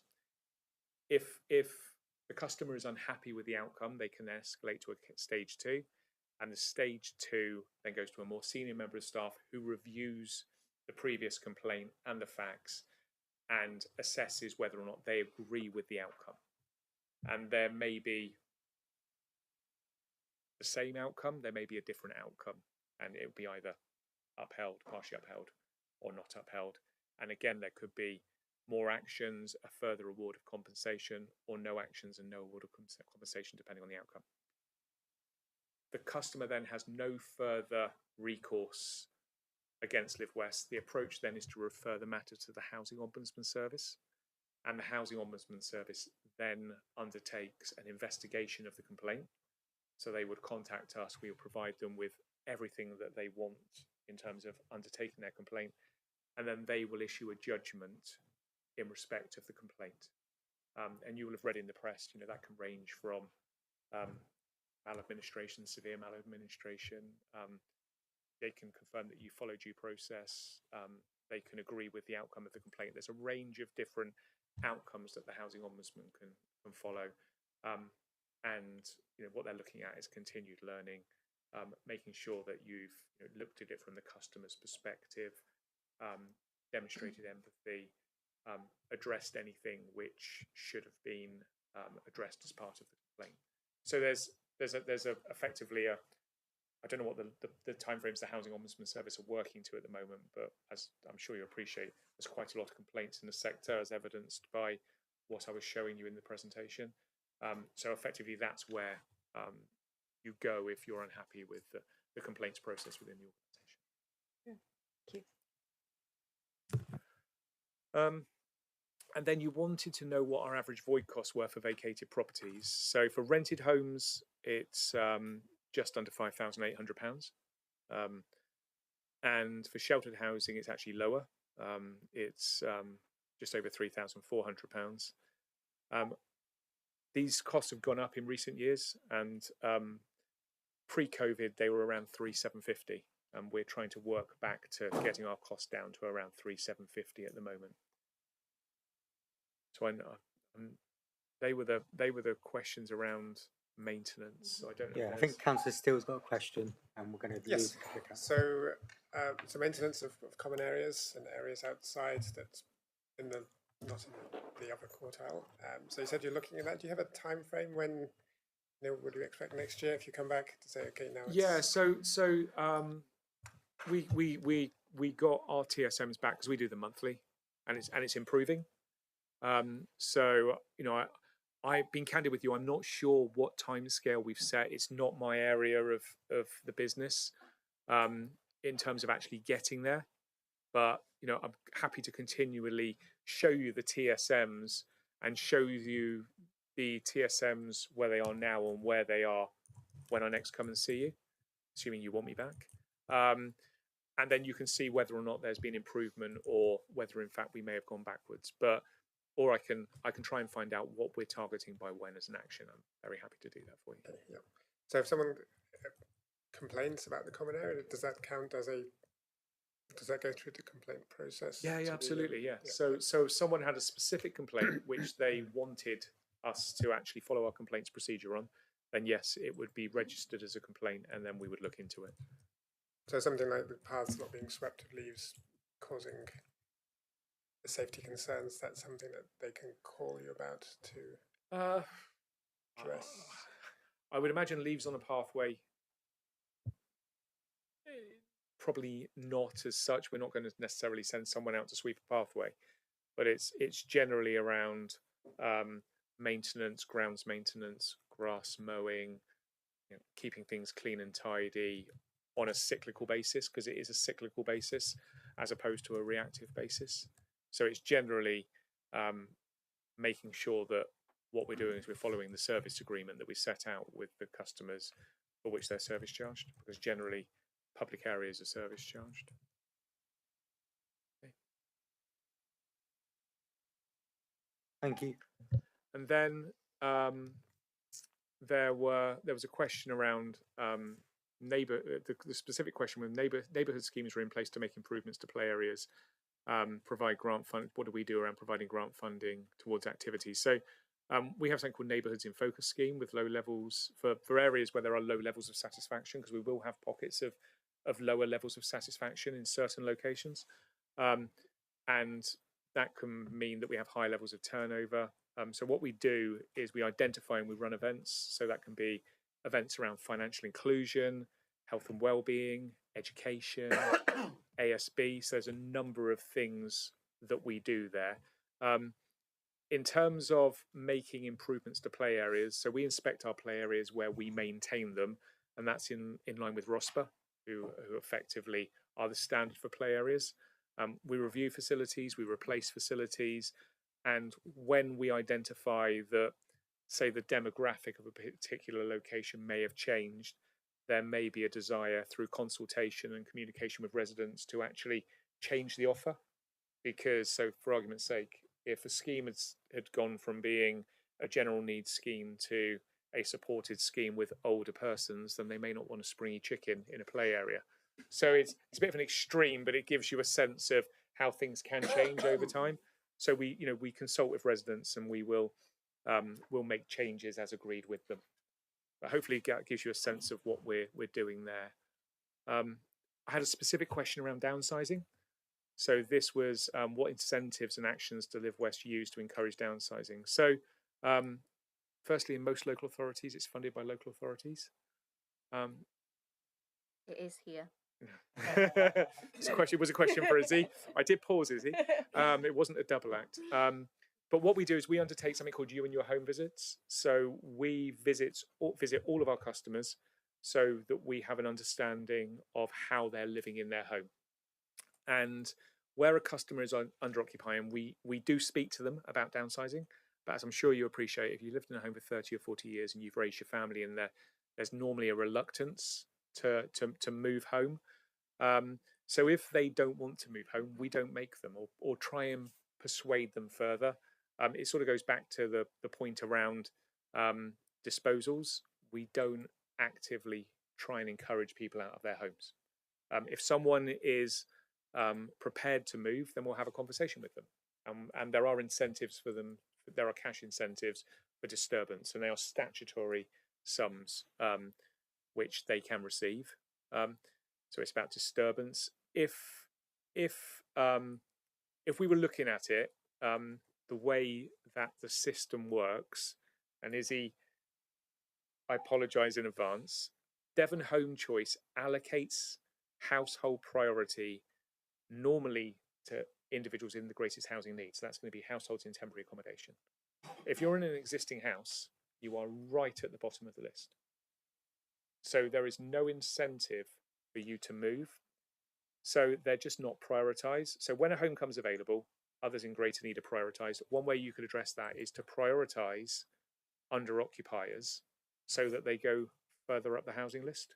And then that creates a chain. So effectively, the 4-bed might move to the 3-bed, and the 3-bed might move to the 2, and the 2 to the 1, as opposed to if it was a single household in temporary accommodation, they would take the 1 and you lose the chain, it's gone.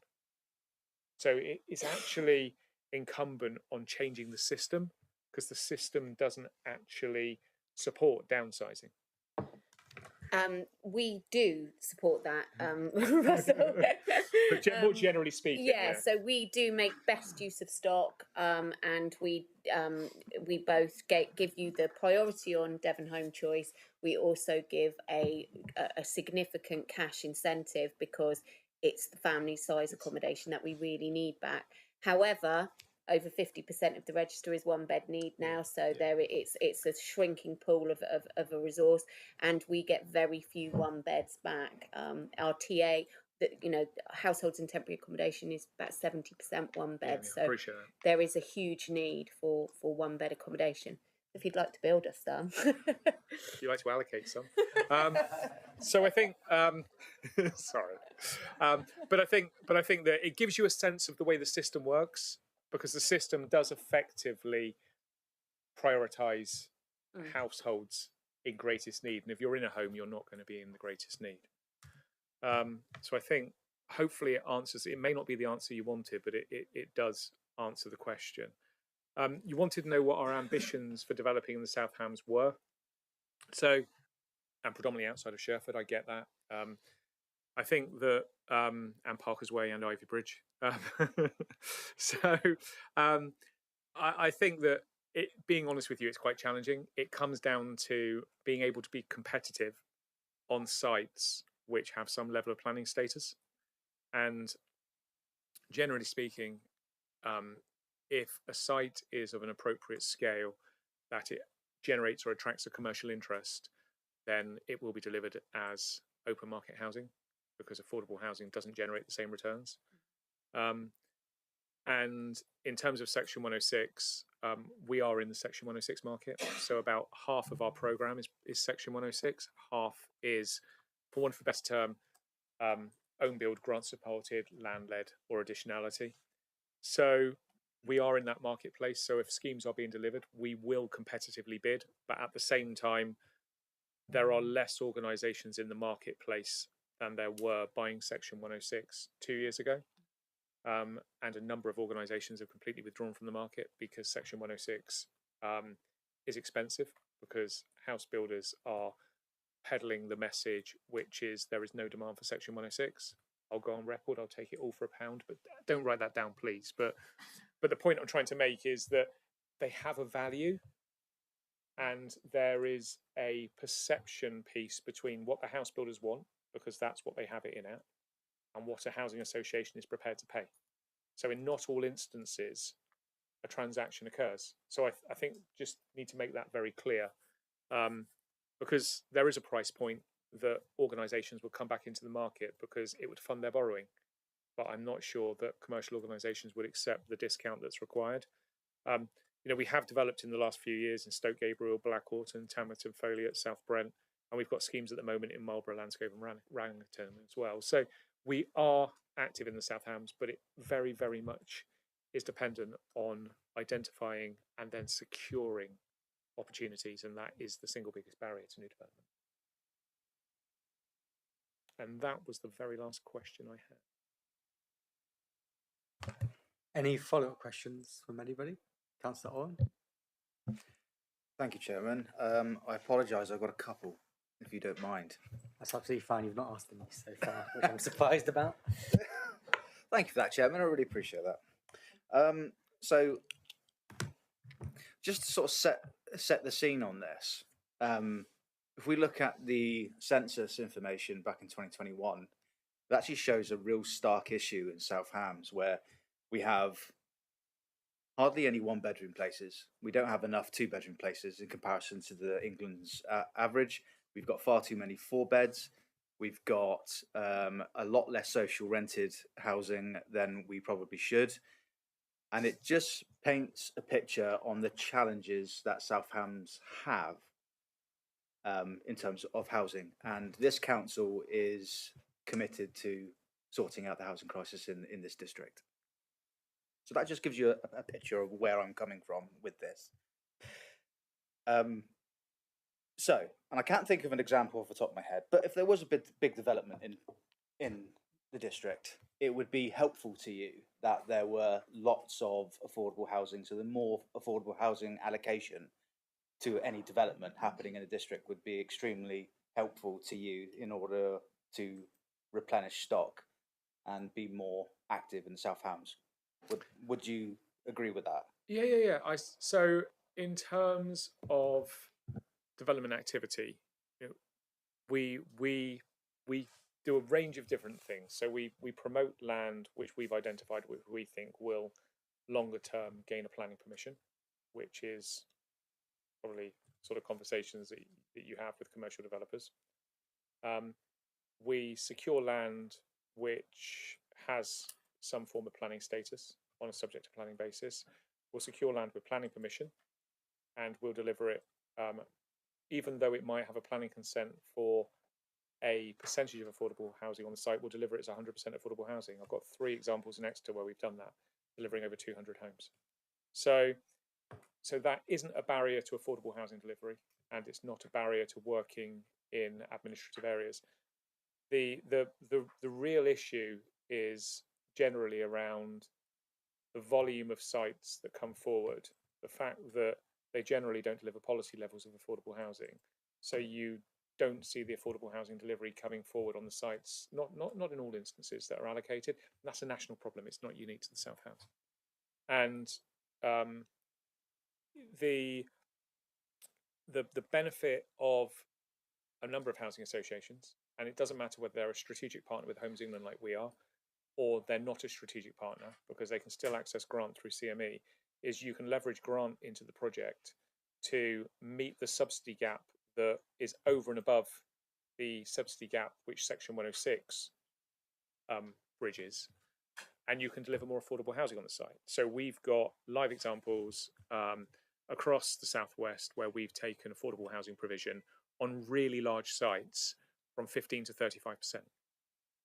So we've got one on the fringe of Exeter, we've got one in Taunton, and we've got one in Tavistock, which is West Devon. So, which had very low provisions of affordable housing, secured through viability, which we were not involved with.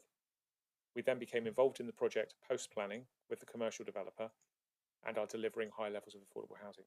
There are some organisations, national organisations, who operate a partnership model, and they are looking to have a 50% pre-sold position, and affordable housing forms a large part of that.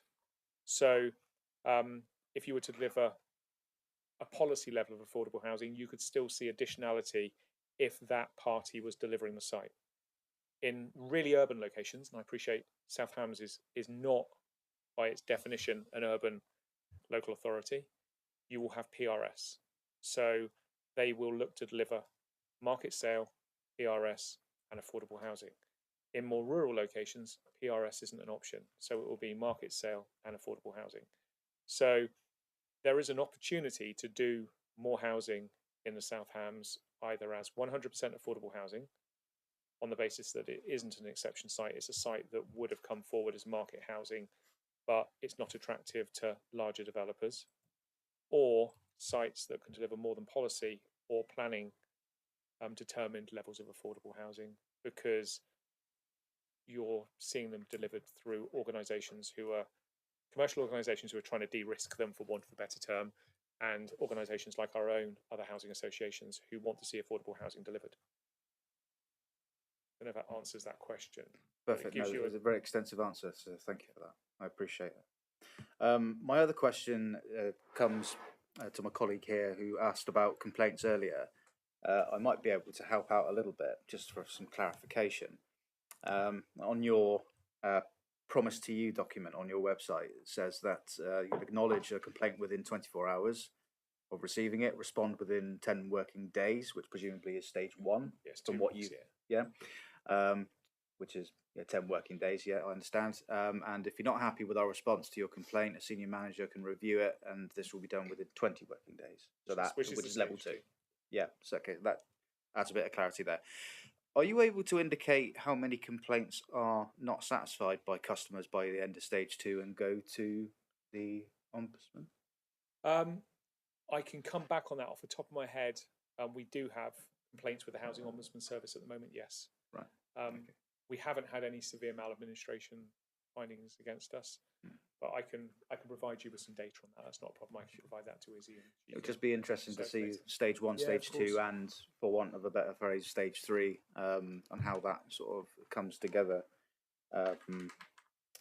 And yeah, we've mentioned once before about drilling down to some of the information that are South Hams specific in future meetings. It gives us a real indicator then on Yeah, well, on I how can you're definitely. performing. We know the complaints on damp and mould, so I can get the complaints more widely in the South Hams. But in terms of complaints, we have a sort of a rolling 100 complaints, whether it's 85 or 110 or whatever it might be.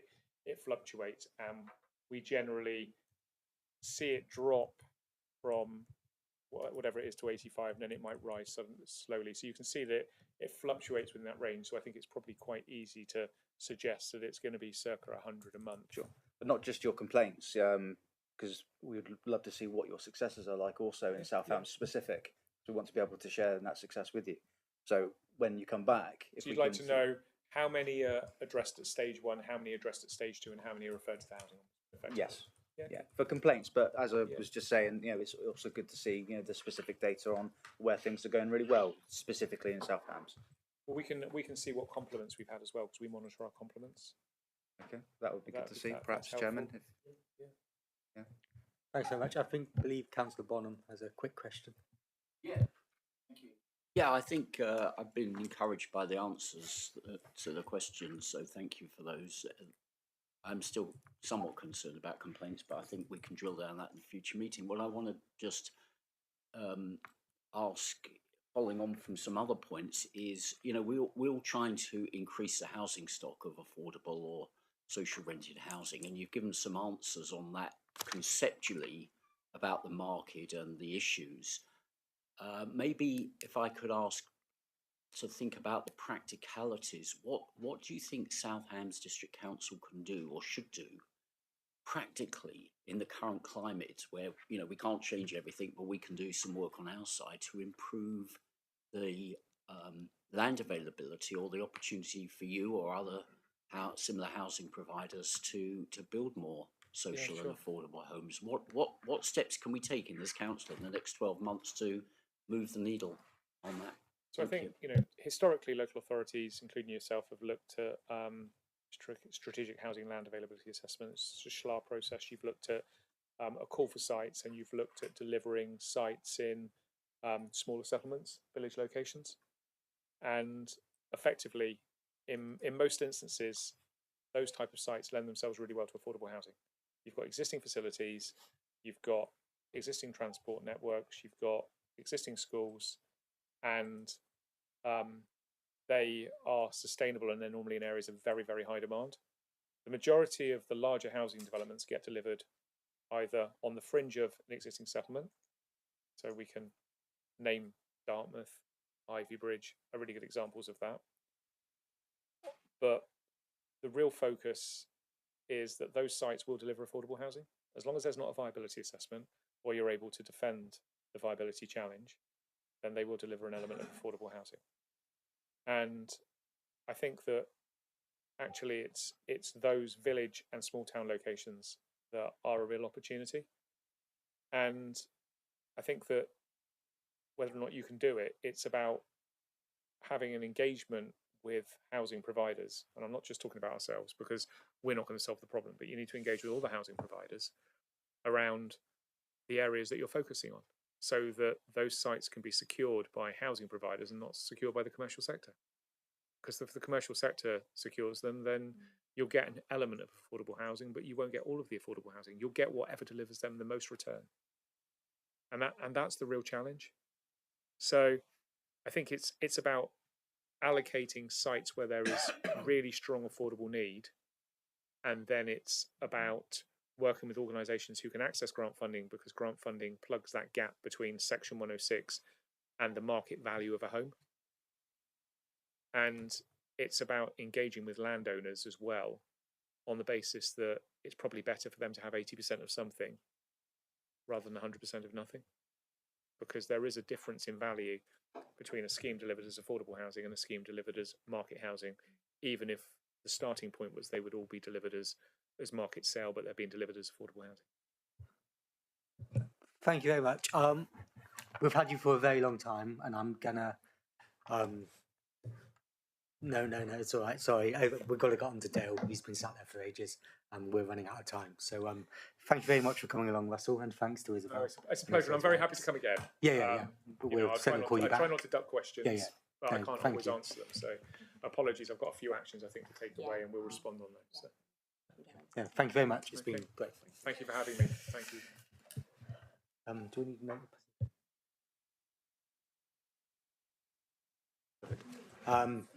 So we're going to go on to item number 7, which is a response to Councillor De Winter's email. It was actually a response to a question raised by Councillor Sam Dennis. A response was then sent out to Councillor Dennis and the rest of the committee.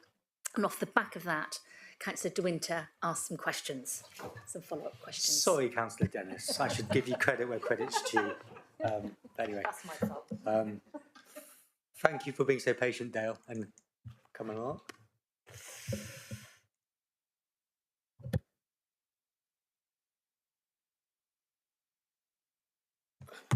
Thank you, Councillor Cooper. So there were some questions that were raised. So around our recycling performance, how we calculate it, and how we break down some of the material types. So kind of chance for open questions for any councillors if they've got any questions about any of that. I think the first question was around how we calculate our recycling rate. And that's pretty simple. It's essentially you collect all the waste that you collect from all the households and you remove the stuff that is actually recycled, and that gives you your recycling percentage.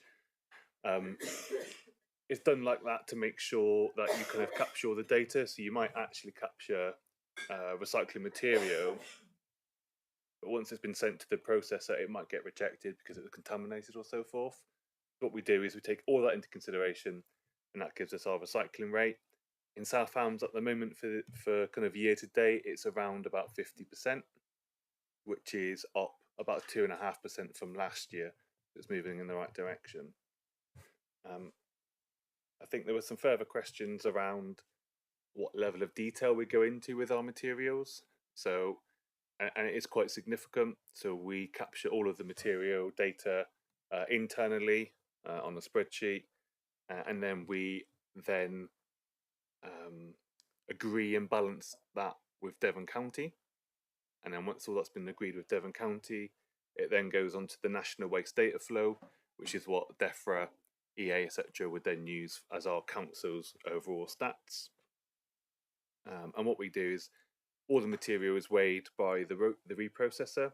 So when our glass, for instance, gets hauled off to the reprocessor, they will say how much glass they've collected from us, and then that ticket is what we then use to input for our data. So it's all captured at the moment predominantly on paper, but with the change in legislation coming up, I think in 2026, it will all be digital. I think that was the main questions that were asked on the email, but happy to take any other questions about that. Councillor Taylor? It's not a question, it's just clarification on that word landfill, because we don't do landfill, I don't think, and that word is a bit misleading because I get asked about landfill and I say, no, we don't do any landfill.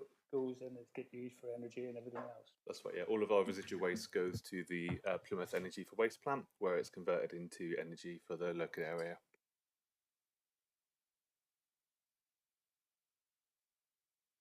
Yeah, happy with that. It was just part of the question. It was just it was just part of the question, which was part of That's my question, but yeah. I mean, I think on a national level, that's the I believe, because obviously some. Yeah, I think recycling rate is a term. It's not invented by South Hams. So in other parts of the country, the definition will be what is recycled divided by what goes to landfill stroke incineration. And I can confirm there are areas in the country and councils that still use landfill. Yeah, I understand that, but I thought this was aimed at South Hams and not nationally. So thank you. I appreciate that. Councillor Dennis. Sorry, Dale, you probably said this right at the start. So the reason I asked the question in the first place is just because we were given a set of KPIs, and I wanted to kind of compare it to the previous year. And actually, it turns out we'd missed a whole quarter in the KPI reporting. So that's a kind of separate note for us just to keep an eye on, make sure we get every quarter the KPIs. So what was the figure that without spending a lot of time looking for it, has it gone up and down since last year? Basically, I think you said that at the start. But. Since last year? Yeah, so last year our confirmed figure was 46.6% for South Hams. And obviously, since the rollout of the Devon Line service, we've seen a significant improvement. At the moment, the last quarter was around about 50%. And that compares to 22-23 when it was 44%. So it is moving in the right direction. Okay, sorry. So yeah, so basically the figure, when we were presented with this figure, it was for one quarter only, and it looked as if it had kind of gone down. But actually, when you're comparing it kind of year on year, it's a general trend increase, isn't it? Yeah, you will get fluctuations throughout the year. Obviously, as kind of, for instance, garden waste, as that dies down, that will reduce your recycling rate. Over Christmas, you tend to see obviously an uplift with glass and so forth. So it does fluctuate throughout the year. So what we tend to do is look at it compared to the same quarter for the year before, because that's a more accurate way of looking at it. But all of the trends are pointing in the right direction and all heading upwards. Thanks very much. Councillor Steele's got a question. Thanks. So how do you think we can improve that rate further, or what would you like to see happen, or think is realistic to? Yeah, thank you, Councillor Steele. Good question. So I guess linking into the third question on the PowerPoint there, where it talks about analysis done on the material that we do kind of have, we do carry out a waste composition analysis every kind of year or two in conjunction with Devon County. And what that does is it takes a selection of black residual bags, and it identifies what waste is in those bags that could be recycled. And for all councils, but particularly for South Hams, food waste tends to be by far the biggest kind of culprit. So when we last did our survey, South Hams was nearly 25% of all the waste in black bags was food waste. And that's all stuff that could and should be recycled. So I think in terms of our campaigns and stuff that we've got planned coming up, it is focused around how we can get the recyclable materials out of the black bag. There's also a part there in terms of the waste hierarchy where you're looking at very much, it's not so much what you recycle, it's avoiding it in the first place, reuse and avoidance. So for us, in terms of our policies, I think it's twofold, is working on that, but also looking at things like metal and food and getting that out of the residual waste. Thank you. I think Steve's got a question. Not a question, just on that point. In the debate in council this morning around the motion, Councillor Hodgson, yeah, forgot her name. She basically, been a long day. She basically suggested, Exmouth had a really good recycling rate, and the reason Exmouth, East Devon in general, and Mid Devon have really improved their recycling rates is because they only collect their residual collections once every 3 weeks, and it's made a massive difference to the amount of residual has reduced and the amount of recycling has proportionally gone up. So they are in the high 50%, nearly at 60%, compared to us at 50, just edging towards 51. But it's that sort of thing would make probably the biggest difference. There is a council who wants to move their black bins to once every month, I think. There is a council in Wales. I think there's a couple of councils. There's certainly one council in Wales that is actually doing it, and they don't have any issues with it. There was a lot of uproar at the time, but it works. Yeah, I don't have much to put in my black bin, and it's kind of embarrassing, this little bag every couple of weeks. So maybe something to consider. I'm sorry. Councillor De Winter. Yeah, so I think based on what you've just said about reuse, we probably shouldn't get too hung up on the KPIs, because if reuse increased, recycling rates would go down. So I think we just have to be a little bit careful about being clever with our KPIs. Otherwise, we're almost encouraging the wrong behaviours. Yeah, absolutely. Another kind of good measure, and one that's used kind of across the country really, is the kilograms of household per waste and per household. And South Hams are actually in the kind of, across Devon in particular, in the kind of top quarter for that. So the amount of kind of waste being produced by a household is already quite low. So compared to some other authorities, we are, you know, significantly better. So yeah, absolutely right. Sorry, and then just following that, is there any incentive to South Hams to send waste to Plymouth, to the incinerator?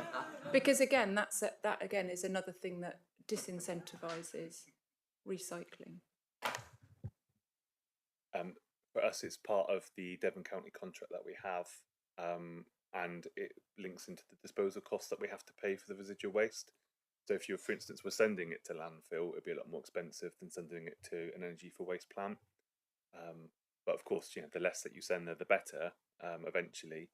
But at the moment, it's the most economical option that we have. Thanks very much. Any other questions, or can we let Dale go? Thank you very much, Dale.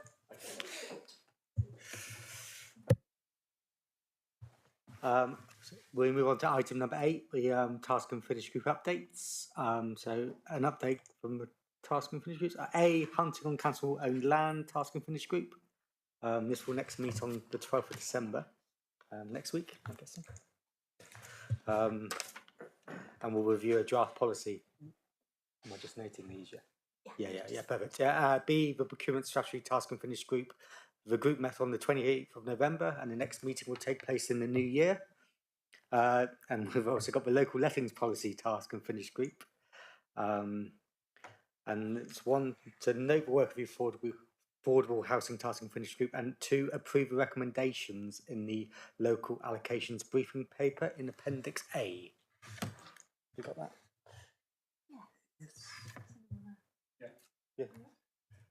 Yeah, perfect, thank you. We were asked to form this by ONS after the executive recommended it. We've had a meeting, well, a couple of meetings, I believe, on this one, and we looked at St Anne's Chapel originally, and that everything was done possible there. Everybody was happy. Difficult one because we had 40 or so applicants, I believe, on that one. But at the end of the day, all worked out really well with the local connections. So that was good. It was excellent, in fact. And you know, I think the task and finish, we believed that was enough to carry it forward through the council, to be honest. I don't know if somebody wants to say something on that one. Would you like to say something? No? Yeah, I think all those allocations at St Anne's went to people that either had a local connection through residency or through family or through work. And when we looked at that as a group, we were satisfied that all of those properties were allocated to the right people. It was excellent, and I've talked to the residents. They're pleased with it, and everybody locally had what they wanted, and we could have got rid of twice as many, to be honest. But that's the way it goes, and I think the new council are looking to build some more of these affordables, which actually is controlled by South Hams and the team. And Izzy and the team has done a hell of a good job on this, so thank you guys very much for that. And it's been really good. So that's it, really. I think this is just for voting, I think. Yeah, perfect. Yeah. Anything else we need to do? Do you want? Oh, Councillor Dennis. Sorry, just wanted to understand. So, Councillor Taylor obviously talked about St Anne's Chapel there, but within this, there's the Salcombe lettings policy as well. So, am I right in thinking that the remit was extended to kind of review all the policies in place? Can explain that.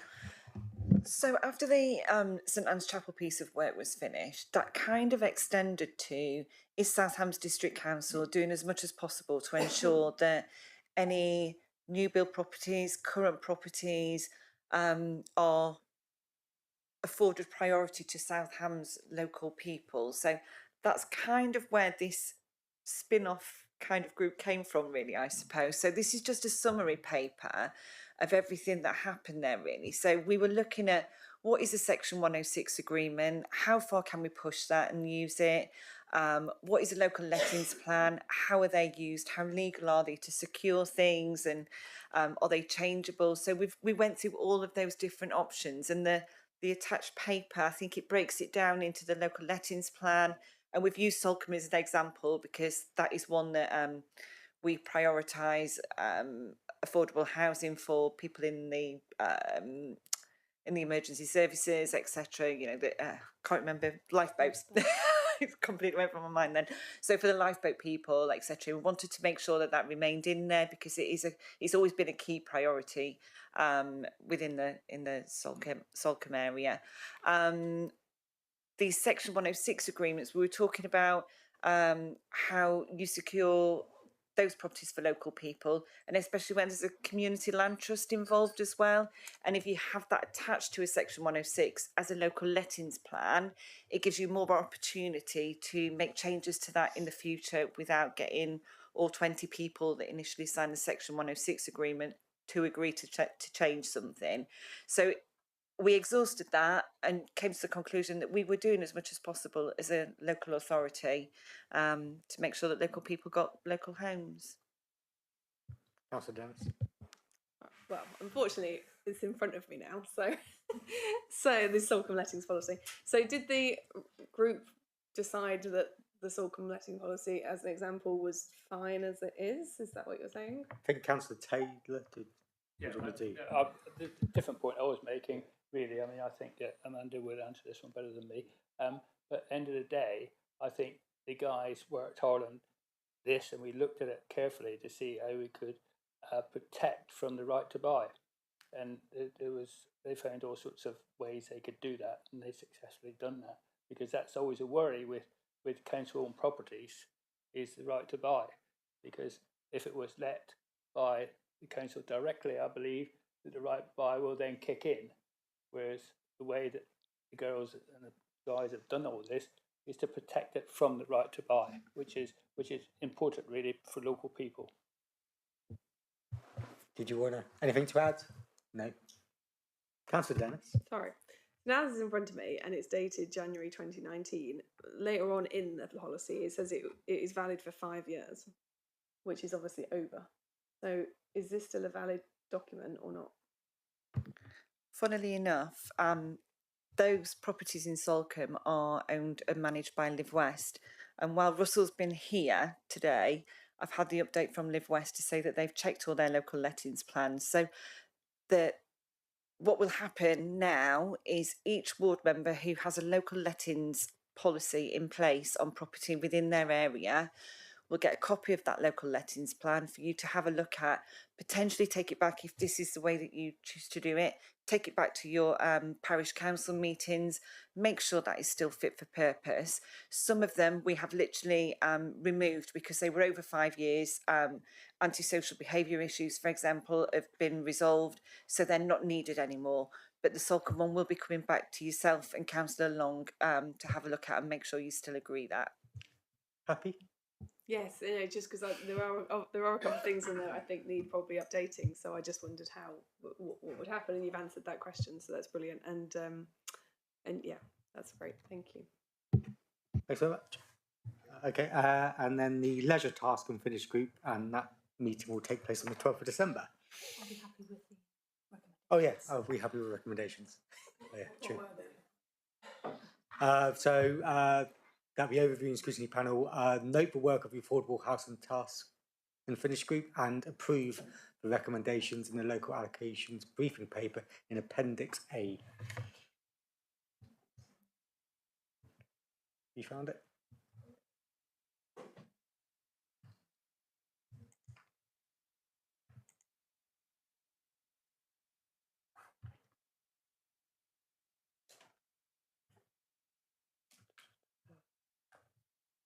Found it? I can't find it either. There's Appendix A. Appendix 1.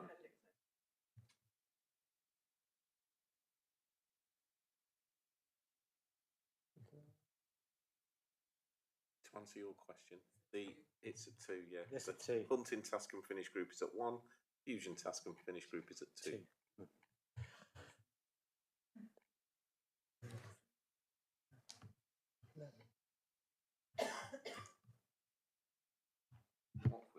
Sorry. No, I I'm can't going find to it either. struggle to approve the recommendations if we I haven't can't got it. find it. So.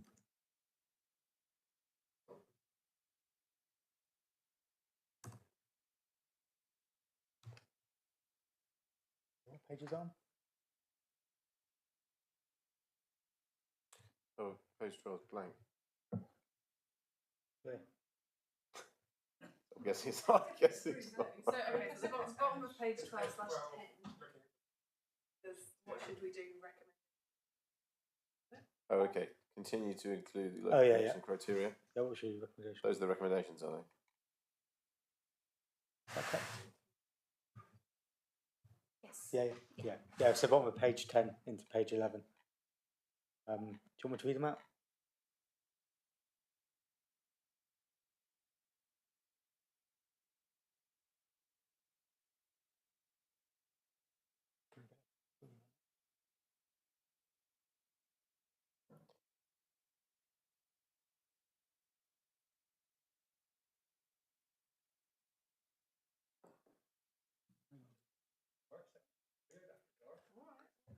You wrote the report.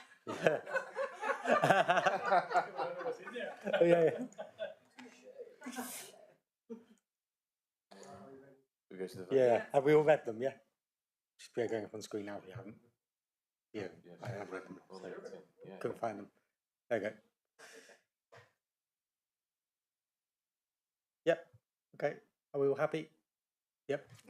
Okay, thank you. And then D, leisure and task and finish group. That will take place on the 12th of December. Item number 9, the executive forward plan.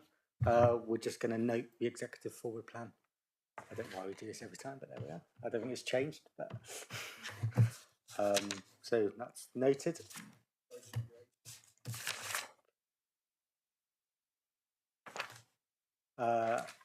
And then Works plan. work plan. Yeah. Yes. Oh yeah, item number 8, annual work program. Does any member, Steve? Yeah. Chair, is it worth reflecting on the conversation we had with the chairs of the various committees and the leader in terms of an approach going forward? I don't know if you want to do that. Yeah. So going forward, we think that we should have a pre-meeting probably on every single occasion, just so we can get together. Not over lunch, but a separate meeting before lunch, just so we can talk through what. My opinion was if we did it when we do it over lunch, it's very informal, as opposed to it's like setting out questions for Live West and stuff today. It wasn't very well organised, and I get that, but we didn't have much time. So but kind of moving forward, I feel like we need to probably get a bit more our act together, just so that we can know. And obviously, that's for Jonathan and I to do to begin with, and then on the day of the meeting, email out and just get some questions together. Was there anything else we discussed? So the other thing that we talked about was that effectively the committee having a proper in-depth scrutiny of a topic. And if you look, for example, at the February 6th agenda, there's so many things on there that actually you can't really go into depth. And the view was there should probably be 2 main. I mean, you think how long we've spent with Live West today. And, you know, had we had a pre-meet, we might have been a bit more organised and might have spent a bit less time but we didn't really have that. So the idea was have a pre-meet, then have some lunch, and then go into the meeting, but actually slim down the agenda so that we maybe do 2 main items with then things like KPIs and work programme and task and finish group updates going forward, just so that we can do a bit more of an in-depth deep dive into those topics. And that was the suggestion that all the chairs felt would enable the committee to add most value to the council. Any thoughts, Councillor Dennis? First thought on the pre-meetings, I feel like it would be better a week ahead so that we can get our questions and actually submit them to the people that are coming as opposed to an hour beforehand. Yeah, okay. Second point was the 6th of February now looks really heavily loaded, and that wasn't the case when we looked at the work programme last time, because we were supposed to be getting the thematic update for core services today, and we haven't had that today, so now it's bumped along to the 6th of February, which now makes the February one look overloaded, but that's not, the reason I suggested at the last meet that we had a thematic update on economy and business information point was because the 6th of February work programme looked really light before. So that was a diarying issue in terms of the lead member is at the county council. So we bumped it off this agenda because the lead member couldn't come. Now, if you then look at the March agenda, you could say, well, really, there's only one key item on there. So I think we probably need to, in conjunction with the chairman, officers and the chair and vice chair, need to just reorder it, I think.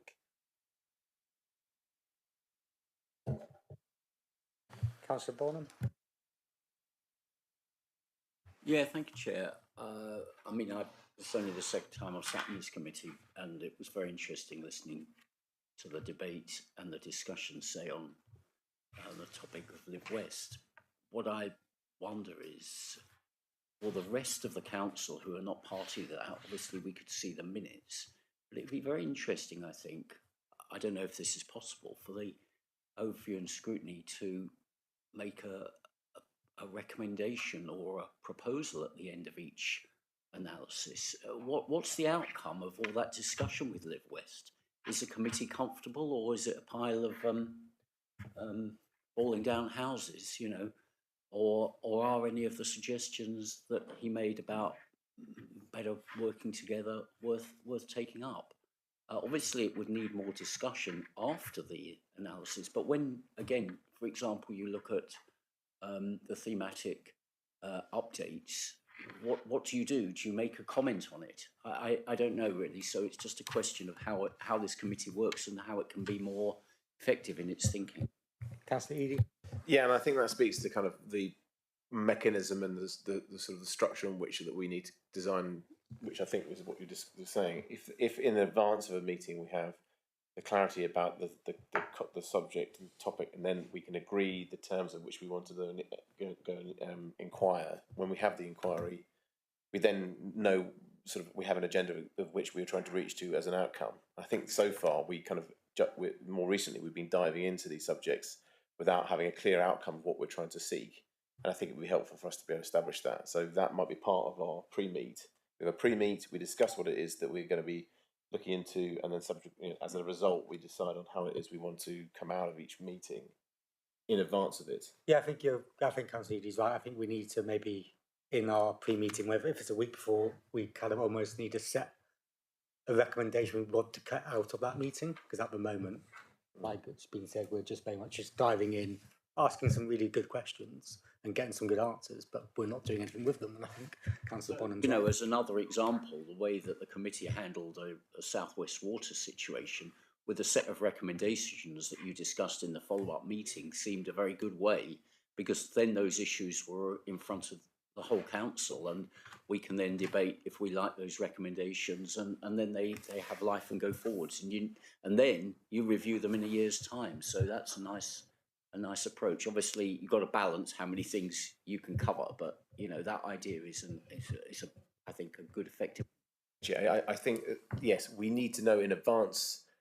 We need to know more of the detail about the subject. For example, today I didn't know the relationship of Live West to us. We should know that well in advance of the meeting that we go into. Otherwise, we're just walking blind, aren't we? So yeah, if we do that, then we know what we're getting out of the actual discussion as well.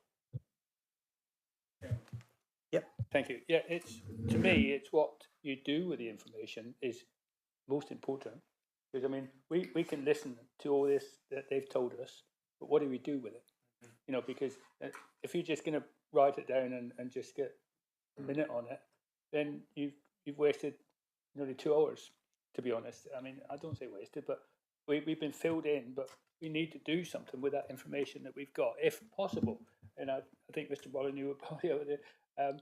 update us on that one, whether we can move that forward. Yeah, agreed. We almost need a kind of some asks either for our officers or for Live West moving forward. So not sure how we go about doing that. So taking the Live West for example, so the lead member is Councillor O'Callaghan. So you could make some recommendations to the lead member at the executive. So to the executive to say, we would like to see more detailed performance data on complaints and on overall repairs that we get from Live West on a quarterly basis, 6-month basis, and the committee can make recommendations and requests to other committees. So you can take a recommendation to council and say, this is what we think. Are you happy with it? Do you support us? You can make a specific recommendation to an executive member. It's within the gift, and I think that was part of the debate. And thanks for bringing up, Lee, the bit about that, because we did have that discussion as well, didn't we, in the meeting? And I think, that would it's like you say, what we do with it, Councillor Taylor. That's the important thing. Councillor Dennis. I mean, there were some actions that came out of what we've just done in those 2 hours, and presumably they'll be captured in the minutes. So that could form. We could just agree that at the next ONS, like we did last time with South West Water, and take those forward, such as the process for.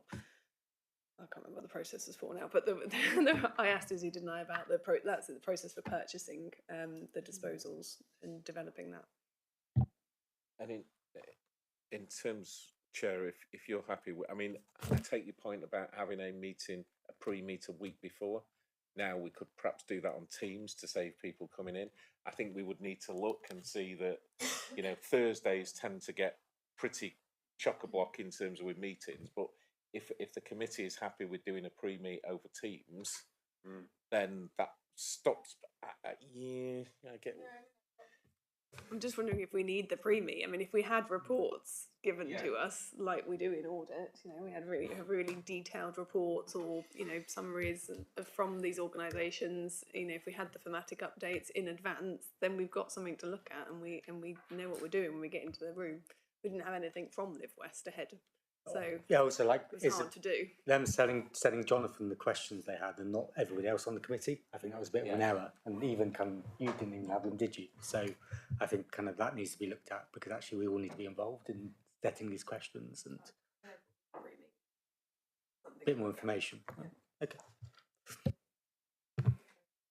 Well, I would actually argue that a pre-meeting, even if everyone can't attend, is quite useful, because there were some questions that I asked today that I wouldn't have necessarily got from the reading, and so it just means that you're really prepared to go into the meeting properly. So, Councillor Bond. Well, just quickly, an idea could be to bring back the topic of Live West to the next ONS to see if anyone wants to put a resolution on that topic for consideration, based on the minutes and based on their action plan that you as a committee or we as a committee want to pursue. I might want to make a recommendation. I need to think about it. Some others might as well, but we can't unless it's on the agenda. So.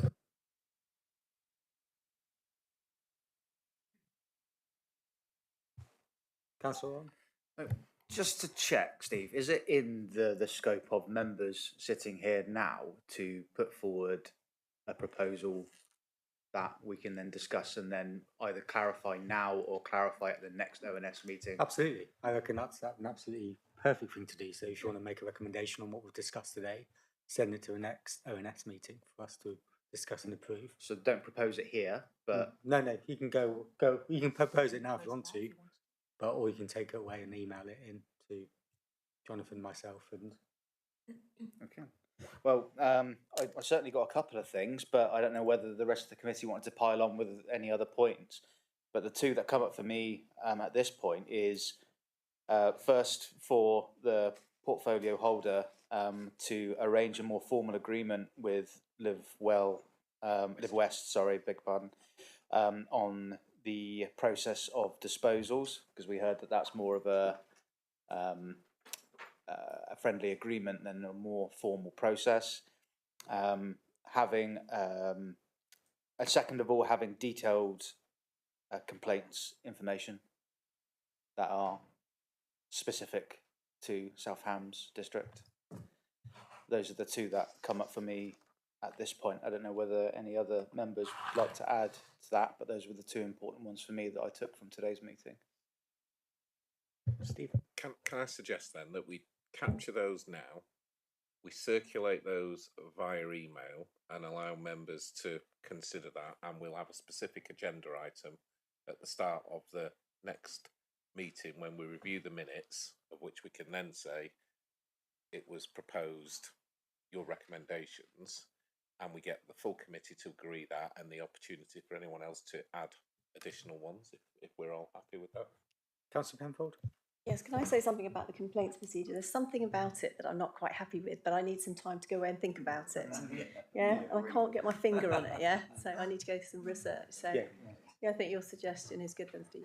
Councillor Peswell? Just briefly, at the end of his presentation, and that's why I was looking at you, Lee, I wondered if you could advise me. He talked about if land is available and we have sight of that before developers do, and we need social housing in that area, that we should work more closely together. So I was looking at you, Lee, because I wondered what department that would be under within the council, and whether that the penny dropped with some of us or not, or I might have missed the point, and how we can progress that rather. So we do that, but anyway, and it's done through Izzy's team. So Izzy's team has been expanded from rather being purely focused on homelessness to focus on housing. So they are in constant, they're always looking out for land. However, most landowners are already thinking about how much money I can get for my land rather than I'd like to build affordable housing on it. And that's the challenge we face. But if we wanted to ask the lead, again, it'd be Denise O'Callaghan. If we wanted to ask Denise and Izzy to come back and explain that, we could do that as part of the recommendations. We could say we'd like to. Councillor Bonham? Yeah, just briefly. I mean, that was what my thinking was at the end. I think we probably are doing some of this through the South Devon housing offer, but I don't know anything about it or whether it's actually doing exactly what he asked for in an effective way. So it would be very interesting to try and, you know, strengthen the bridges that we've got there to see if we are, you know, working effectively together as much as we can do. Because, you know, while there are some issues with Live West, I think the volume of housing that we need to build for affordable and social housing is a major challenge to us. So anything we can do to help on that seems to be a good one. Thanks so much. I think we've got a couple of recommendations from Councillor Olam, which we'll put together and then send out, and then we can probably add them and then tweak them. Yeah, perfect. Right. Where are we? Anything else? That's it, yeah, perfect. So is there, anything to add? 6th of December, is it? Yeah, no, good. Next meeting, February the 6th. I'm going to close this meeting now and wish you all a Merry Christmas if I don't see you before then. And a Merry Happy New Year. Christmas. So, yes, thank you.